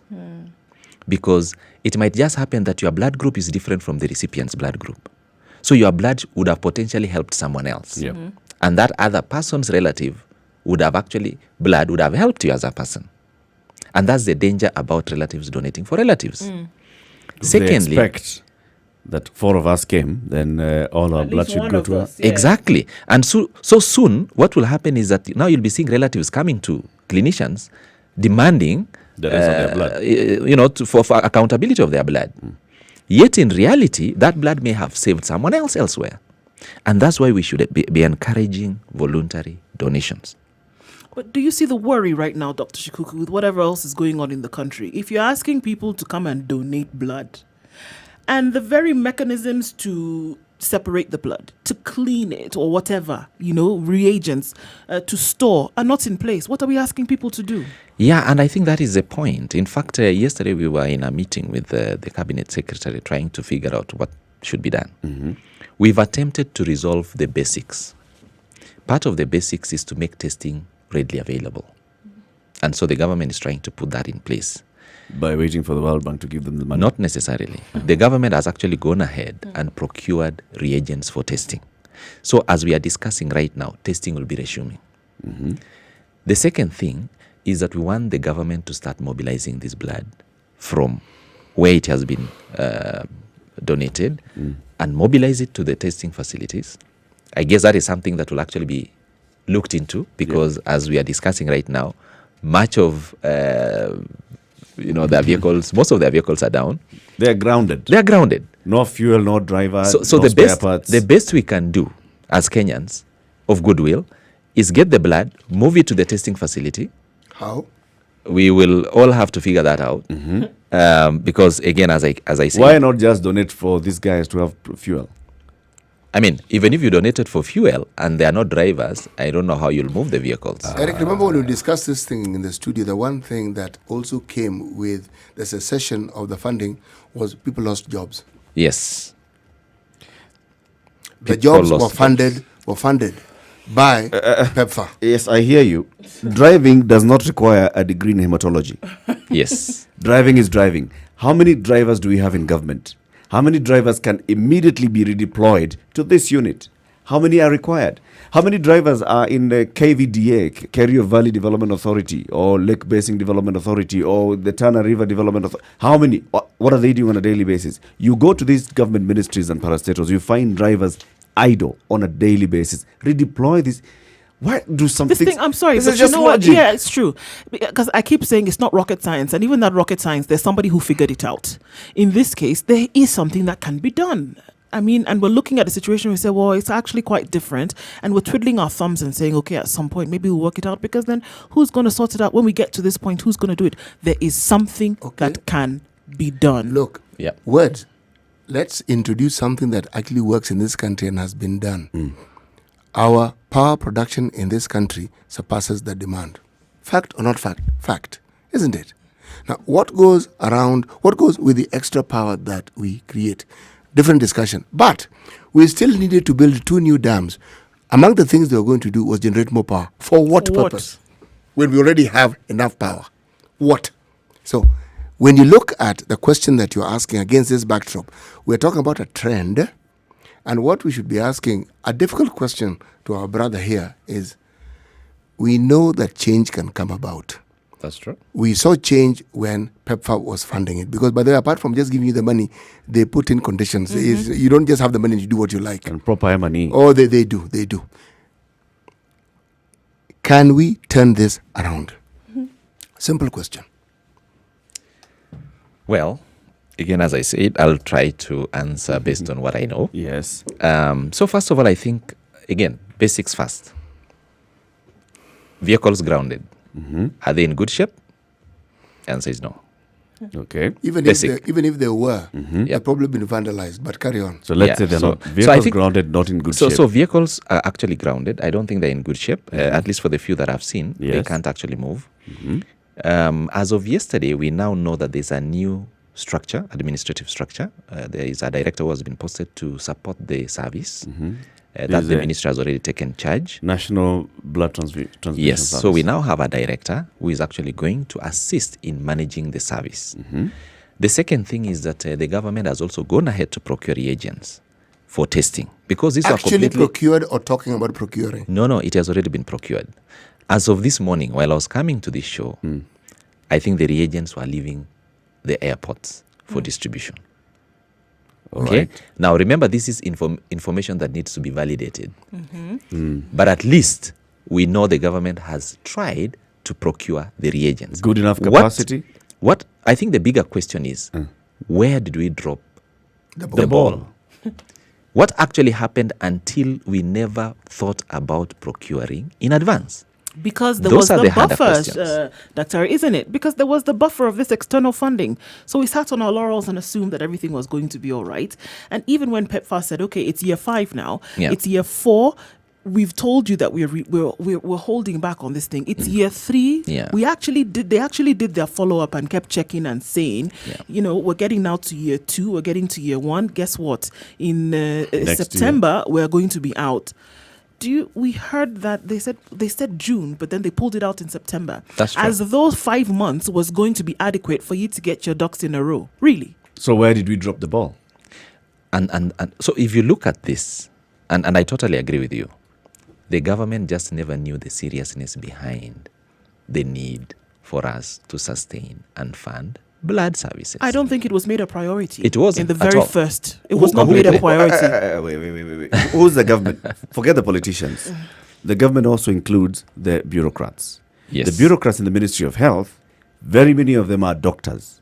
People who have gone to school like you said, how many years did you stay in university just for your undergrad? 6 years. 6. Went and worked in a hospital, have worked in a hospital with blood, gone back. Some of them have become specialists in hematology. Internship follows. Internship, Yes. Before they actually that kind of internship. Before they Set genuinely you set you loose. loose on the general public, yes. So there are very many doctors in the Ministry of Health. That is true. Are they not aware of the importance of blood? Remember, the ministry even has a director general. Yes. We're supposed to be advising the ministry. So we can't really say that the government did not know the importance of blood. No, I refuse. Let's pause there and ask Dr. what he means that they didn't know. Because government of Kenya, there's a possibility. So I think, just to qualify my statements, possibly the right thing to say is that there was no initial plan to fund blood transfusion services because we are heavily reliant on the donors. Someone should have actually factored in a budget because there was a plan to transition. But the way that transition was handled was poorly done. And I think the CS does admit that, that the transition process was poorly handled. And I think that is important because that has to be corrected. And the only other way to correct it is for the government now to prioritize blood services, fund it, and take responsibility for where we are. By responsibility, let's do it the Chinese way. Yes. Responsibility means let's have a couple of people being paraded. And shot. All those warning systems. We had warning systems. We have people in government. We have people who have come up with a plan. Plan is not good. Plan not being implemented properly. What has that led to? People have been sent back needing an emergency operation, but they've been sent back because we don't have blood to start an operation. What does that mean? You know what is people dangerous? should be lined up. What is dangerous about that statement with regard to the government is our mind immediately goes to serious projects that the government understands, knows, budgeted for, even by donors, set in place, and you're told it's been prioritized. The next thing you hear, an ambassador has resigned. The next thing you hear, the project has come to an end. The next thing you hear is one scandal after another. And if it was just in one ministry, you'd say, well, it is this ministry that deals with irrigation. You then have a warning of locusts. You're warned. Locusts are coming. They're now resident. What do you hear? Well, these locusts really, they're actually the old ones. Okay? Yeah. Yeah. So Then next now you're told that we have 1 billion homegrown ones. yes, and then actually we now have a problem with milk because cows are eating the locusts. So you have locust flavored milk in the country. Now, then so when the same government through a different ministry tells us something, we pause and say, We say, we say no. This one, no. No, we need evidence. We need to see it, and even then we'll still be asking more questions because the thing the government does successfully is feed us and solve problems with words. We're going to take a look at traffic. Sorry, City. We're going to take a look at traffic, and then we come back with a conversation with Dr. Kibet Shikuku. He is a hematologist. He's a lecturer in hematology at the University of Nairobi. He's also a consultant at the Kenyatta National Hospital. He knows a lot about blood, and he knows the kind of talk that we're having. In fact, he's telling us that yesterday they had a meeting at the Ministry of Health where he was sitting in that meeting, and he knows that the government has done something to address this shortage that we have, which includes procurement of the reagents that are required, which also includes talking about what else do we need to reverse the situation. Thank you very much for highlighting those things. Forgive us because when we are reacting like this, we are reacting because we are like, come on, yes. So very good things that are done on paper, but come on. In reality. Really, in reality? 28 minutes to 10 o'clock. Good morning.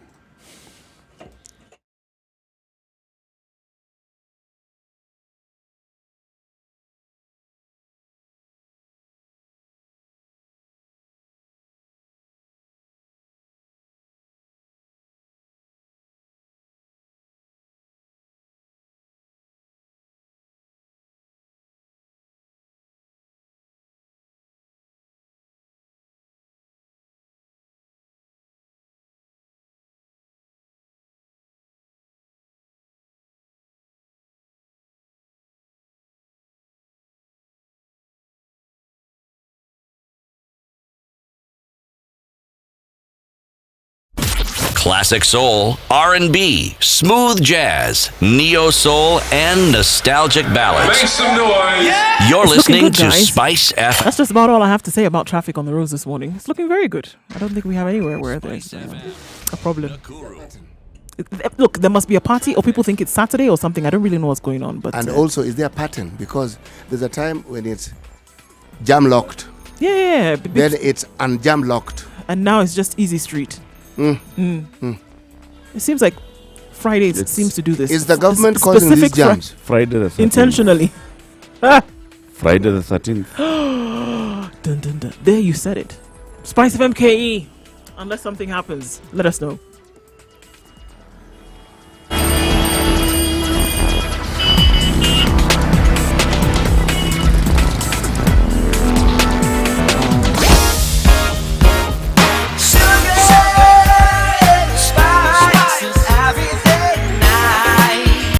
Mature, intelligent talk every morning. Spice up yourself. Now, there's a story in the Standard today on 9,000 Standard going west. The story was also carried on KTN News yesterday. The story was done by a KTN medical journalist, Dr. Marcy Kaurir, who's now joining us on the line. Good morning, Dr. Good morning, Latif, and everyone. Everyone greets you too. Well, Doctor. there's this particular everyone also greets you, yes. There's the other everyone called morning. Dr. How Shikuku. is everyone? Good. Okay, yes. Now, Mercy, you've heard what we've been discussing with Dr. Shikuku. We are talking about the crisis of blood in this country. You went Yes. to KNH. You saw what's happening there. Just give us paint for us a picture of what's happening. Okay, and I'm glad that you have Dr. Shikuku there because he's my senior and he's very well versed to this. And what we saw is blood in various stages of expiring. Blood has a certain shelf life, 30, 35 days for whole blood. And what we saw pints and pints of blood that are in storage because they haven't been screened, they haven't been processed. So some have expired, some are in the process of expiry. Remember, the blood is collected on almost every other day. So the expiry days are different and they are varied. So the information that we gathered is that we have 9,000 units, not just here but across the country. And we were able to see blood bags in other blood banks across the country that are just expiring. So the issue from what we found out is that it is not a lack of blood, but a lack of screening of blood, which renders the blood that has been collected useless, because you cannot transfuse blood that you don't know its safety status. You don't know whether it has HIV or not. You don't know whether it has hepatitis B and C or not. You don't know whether it has syphilis. So you cannot give that blood to anyone. And so that's the situation we got on the ground. I know the discussion has been that blood is being sold in Somalia or illegally elsewhere. We were not able to we did not find any evidence that there's blood that has been illegally shipped elsewhere, because now we looked at the logs of all the blood that has been collected and where it has been dispatched to per hospital in Nairobi, for the Nairobi region. So we did not see any blood that could not be accounted for. That does not obviously say blood is not being sold, so that's up to the DCI to tell us. But what we saw was that we have blood that we cannot use, so it's just going to waste. Now, Dr. Masi, you've heard what Dr. Ishikuku is saying, that now the government says it has come up with measures, for example, bought reagents. Now the next thing is, and I think, Dr. You may need to get off the speakerphone and just put us on next to your ear. We sound better that way. Okay. So we're talking about what the government is now doing. What measures are these that the government ought to take? And having spoken to all these people who are players in this sector, do you feel the confidence that this can be addressed quickly? Okay, I know. Yesterday there was a stakeholders meeting on the same. So on that regard, I have confidence that something is being done, because the people who are put together are the players in that particular blood sector. So that one. So what the government needs to do is, one, look into the short-term measure as a matter of emergency. So that means supply reagents for the machines that have been working, that the staff are trained to operate and that know everything about it as a stopgap measure. On the immediate term is now put in place all these things, not even just put in place, because the IT infrastructure that the CS was talking about is there. So it just needs to be activated, make sure it works, so that in the immediate term now we are able to now start tracking whatever blood that we get in terms of the units that we've gotten, what have we done with these units, where has it gone, and all that, and do the part of hemovigilance, where if there's anything wrong with a blood unit, if anyone reacts to any blood unit, we are able to track that. So have that system in place. In the long term, we need to be reliant on ourselves in managing blood. We don't need to start to go back to donor funding. I know the World Bank is coming in probably on a short term or immediate term to help the government in this phase, but we cannot always be relying on donor funding for some of these crucial issues. And I'm glad the Cabinet Secretary is cognizant to that. We need to put in funds, allocate adequate funds. And the last time when we did this story, the Director General for Health was saying that for us to be able to do 1 million pints of blood, we need about 1.5 billion shillings per year for us to, only just on the blood unit, yes, for us to be able to manage our blood. That is money that can be allocated and for the government and the Ministry of Health to make sure that it is used for that particular purpose. Because it costs about 15,000 to process 1 unit of blood. So if you're going to do 1 million, it's about 1.5 billion shillings, which I think as a country, really, that's money that we can afford, are able to afford and put into blood services. I remember this blood service is not just for storage. There are mothers who are in labor, postpartum hemorrhage, and hemorrhage is one of the leading causes of maternal deaths. There are mothers who need that blood. People are on cancer treatment. 33,000 Kenyans lose their lives every year to cancer. They need blood. We have children, we have sickle cell, we have malaria, we have all of these things that are in need of blood. So really, it is the lives of Kenyans here at the end of the day that we are talking about. And really 1.5 billion shillings from taxpayers' money is something that we can afford. Thank you very much, Dr. Masi Korir, for joining us. Asante sana. Asante We'll wish sana. you a good day. Asante sana, good day. Dr. Ari, I mean, she has basically said what you've been saying, but also, put it in that journalistic perspective as well. Yeah. 1.5 billion shillings. BBI rallies so far. Waste of time and resources. They have taken more than 1 billion shillings. I'm sure if we just did a simple calculation, assume 200 million shillings per rally per weekend. Actually, why don't we just focus on the 81 billion shillings that was reported as having not been spent by government corporations, which means that money is not in the recurrent expenditure, isn't it? Divert it. It's possible to finance this. There is money. Why is it that there's always money for something that is political? And this thing of saying, World Bank, why do we need... Actually, World Eric, Bank? you've got to the heart of the matter, and you brought this matter up. It's like an addiction. Until some donor issue comes up. Okay, we are told now we have access to 2 billion for locusts, all right? Let's see what will happen. World Bank had even come in on the locust issue, but now on the issue of blood, they're saying there's $1.4 million.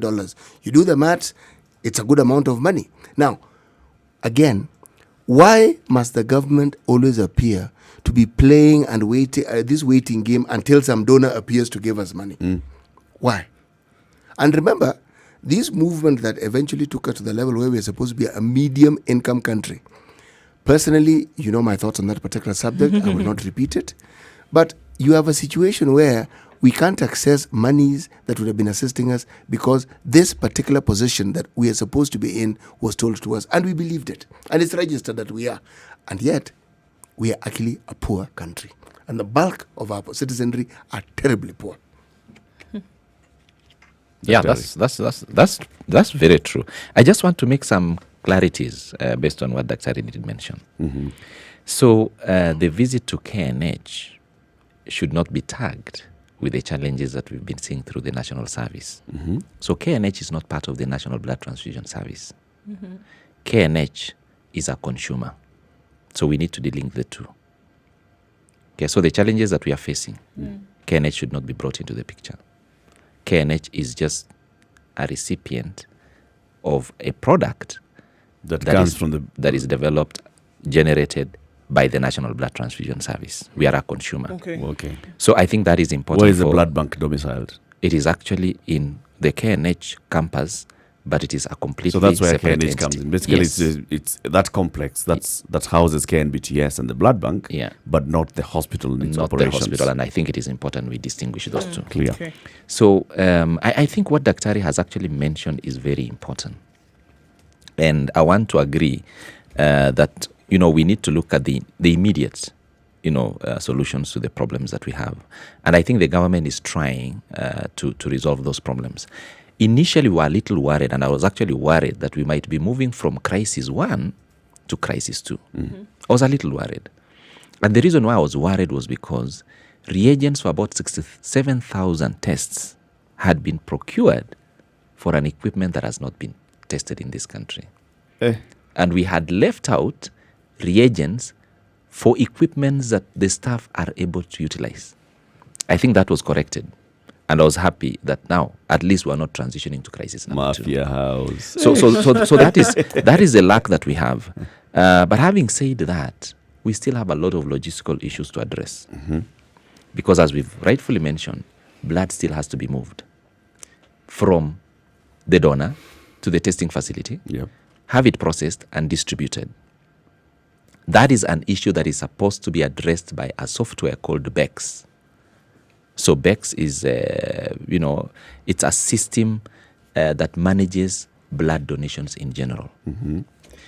And the government has actually invested in this system for it to manage blood services in the country. It is a very good software that has been tried in other countries. I think it was developed by the Germans. Tried. We also have local solutions for the same. We are developing apps that can assist us reach donors, manage donors, educate donors, and these are the things that have been lacking. But having said that, what is not being done is that this particular software has not been deployed to the level of the transfusing facility. Okay. I'm going to assume that this is not the first time that you've expressed this.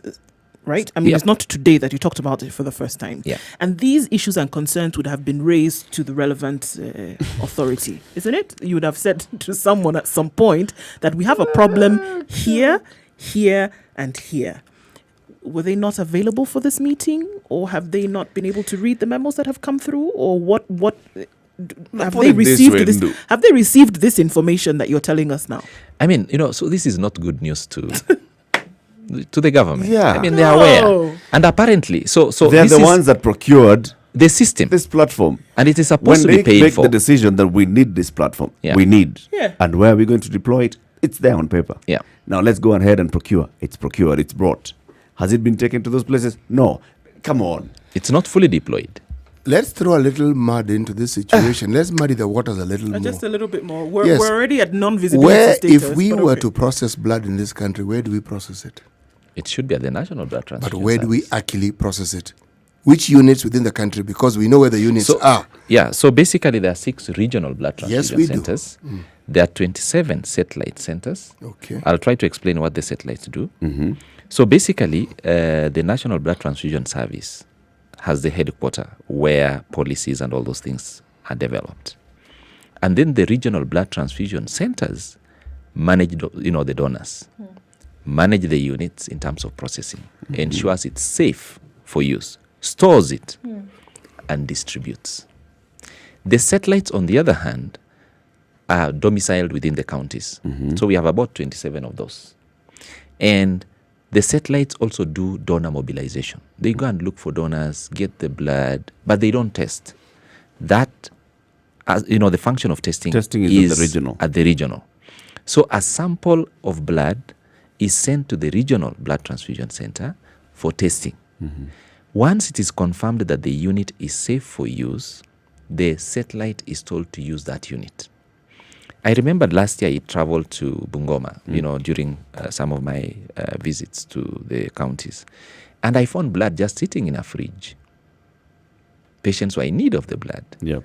But it had taken too long to get the results for the testing. From the regional center. From the regional blood transfusion center. Logistical issues. These are governance issues that should be addressed. Yeah. So there has been some level of laxity in terms of governance that needed to be addressed. And believe Kari, you me. at this point in time, Yeah. how many of these regional centers actually function? So as we are discussing right now, only one is functional. 1 out of 7. Wow. And the reason is, and actually I think that is Eldoret, the rest of the centers are down. Because Down means what? because Down means they have not been facilitated with the reagents to test.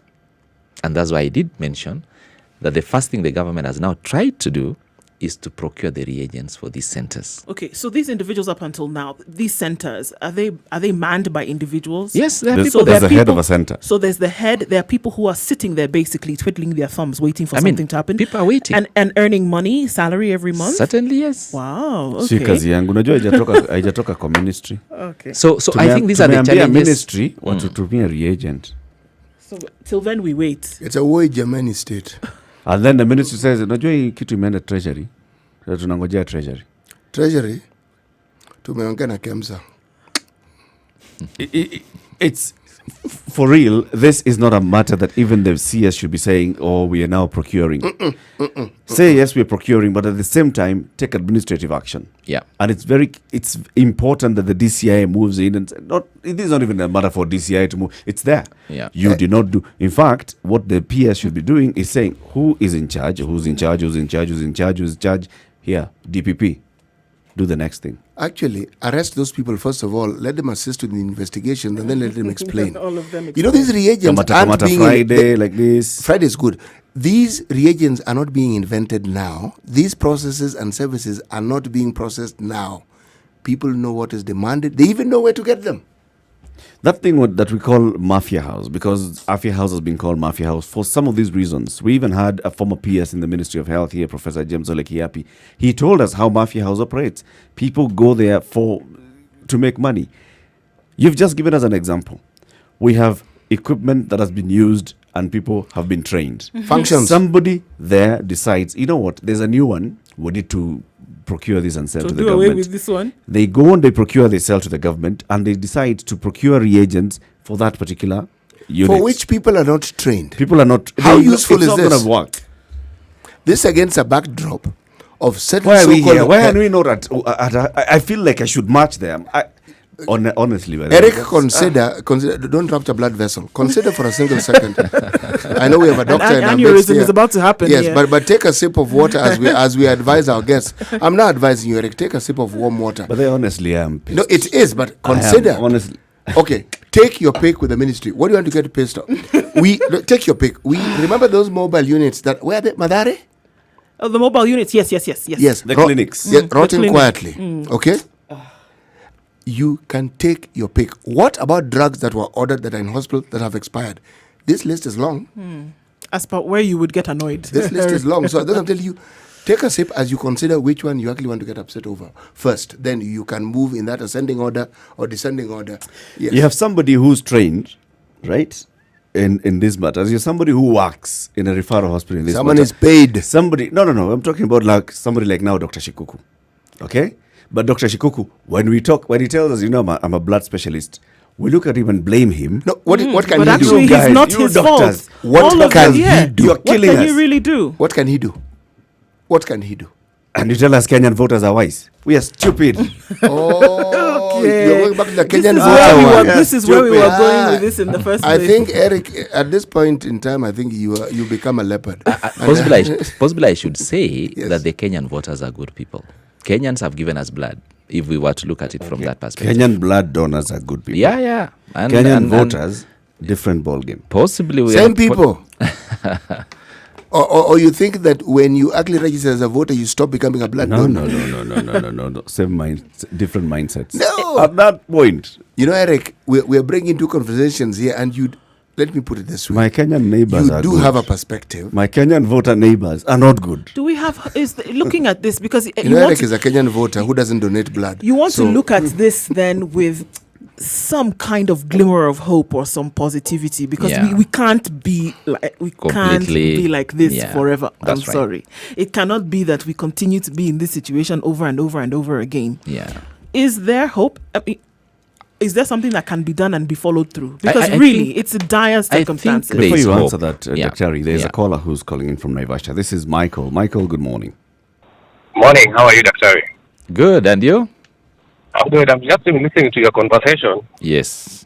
and I think it's rather frustrating as a donor because Dr. said they had a stakeholders meeting yesterday. Yes. So I'll just ask which stakeholders. Did you call somebody like Kennedy Stanya, one of the leading donors in Kenya?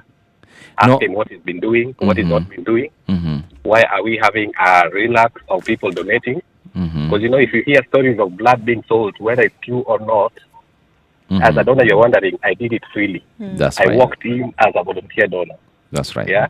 Personally, I do it 4 times a year. But Thank at some you. point, I was like, really? Do I want to do this? That's right. Because you hear there's a function to reward people, then you realize you're not even there. Some of the donors are not there. Yeah. So you're wondering, which names are these that they're saying they're leading donors? Yeah. Yeah? Yeah. But probably what I would suggest for you as a panelist, Mm-hmm. to look for a documentary that says what happens when an NGO admits failure. That's right. You see, it speaks tons about us as Kenyans, us as Africans. We That's rely on right. donors, which is good. But what happens if the NGO admits failure? Thank you very much, Michael. Dr. will respond to that question as we take the next one. This is Oscar calling in from Gong. 0719-012-600. That's 0719-012-600. That's the number to call and have a conversation with Dr. Kibet Shikuku. So let's take this second caller. This is Oscar in Gong. Good morning, Oscar. Morning. How are you guys? Fine, thanks, Oscar. Morning, How are you Oscar. doing? Poa Dijo mambo. Fiti. Now, daktari, habari ya asubuhi. Salama sana labda yako. Nashukuru. Asante. Now, I really waited for this call to go through. And the reason is because I've really been touched by what you guys are discussing today. As a beneficiary of a blood donation, I want to tell you, when you're really looking for blood for your patient, I've never been transfused myself, but at least I know of a patient who, a friend. It's a very dire situation. But then I'm also perturbed by the explanation that Daktari has given. And it all boils down to having moved back, relaxed because there was donor. When you mentioned that the blood can be used as a weapon, I think you are failing to unpack that statement. In my view, money has been coming from PEFA. That's right. The government of Kenya has failed to realize the kind of person that they are dealing with in that very office that mandates that money to come here from PEFA. That guy is a business person. And when he looks back at the history of Kenya and the way Kenya has been dealing with donor money, it's basically at one point it was going to stop. Why we relaxed and thought that this was just a child's play, I don't know. But the other angle of it is we have pulled trade from these guys and sent them to another people. Yet we still expect them to come and support us through their taxpayers' money in the things that we ought to be doing for ourselves. It is high time the government owns up this particular thing. It doesn't matter how many projects the government puts through, but if Kenyans cannot access affordable medical care, and that's why I totally agree with Latif, that there is no money that a Kenyan should pay for blood, regardless whether through NHIF or whichever other source. This should be a government-owned project, and they should own it solely. Not wait for World Bank, not to wait for PEPFAR. For anybody. Thank you very much, Oscar. Let Dr. respond to these ones. Yeah, thank you for those comments. Thank you for the questions. Possibly, so let me start by saying that the stakeholders that were called by the CS yesterday were, purely technical fellows to come and sit together, look at the issues at hand, try to get solutions, and possibly advise the government on what to do. So that is basically the team that was meeting yesterday. Having said that, and I want to thank the caller from Naivasha, because he's been a regular donor. Those are the kind of people that we are looking for, and thank you so much for doing that, because that is what we all expect, that people can become regular donors, not just single donors or one-off donors. The second thing is that if you look at our services and again the heavy reliance on donors, it's quite sad that the government actually never transitioned appropriately. But the beauty is that the current cabinet secretary does admit, and I think that is the beginning of healing, the admission that there was a problem in transition. The second thing is that we also agreed yesterday that let's call a spade a spade. And I think that was a call by the CS himself. And we called spades spades. We didn't mince our words. And we agreed that there's a problem. Who should address the problem? The government needs to step in. And I guess that is why some very basic measures have now been taken. Again, it's not true that all the measures will be addressed real time. The issue is that, as I said again, where did we drop the ball? We failed to realize that the donor and their time had elapsed. That is what and we refused to transition. We actually failed to take it up and run with the exercise. So I think that is where the problem began. And I'm hoping and trusting that the new changes, with the inclusion of all stakeholders, because this was a unique meeting, no such meeting has ever been called. I was actually surprised that all of us were called, and including the critics. And we all sat down together and we agreed that this is the way to go. And I thought that was a very good move. So my hope and prayer is that we shall all support the service, try to advise the government appropriately. Because remember, I told you that what was happening previously was that people are setting targets based on resources that were being channeled to the service, which was way below what was expected. Now is the time for us to realistically plan, budget appropriately for adequate units to be processed. So that is where we should actually be headed. And I would still appeal to all Kenyans. When called upon, donate. When called upon, let us struggle towards saving a life. I know challenges will be there, but let's see how we can support and help our people. Asante sana. Dr. Kibet Shikuku, thank you very much for joining us this morning. We'll invite you again. We keep saying that we want you to come back after a couple of weeks, and let's take stock of what has happened. So changes are expected to start this morning. New units have been dispatched. Changes are expected to start this morning. Let's call you maybe in 2 weeks' time. And come see how things are going. and monitor for us. Then you can come and tell us. So now, out of the 7, you remember 1 was working. Now all 7 are working. Out of the 27, now blood is the test and the communication is happening much faster. I appreciate and I want us to walk this journey together. We will. Thank you very much. CT Muga. Yes, the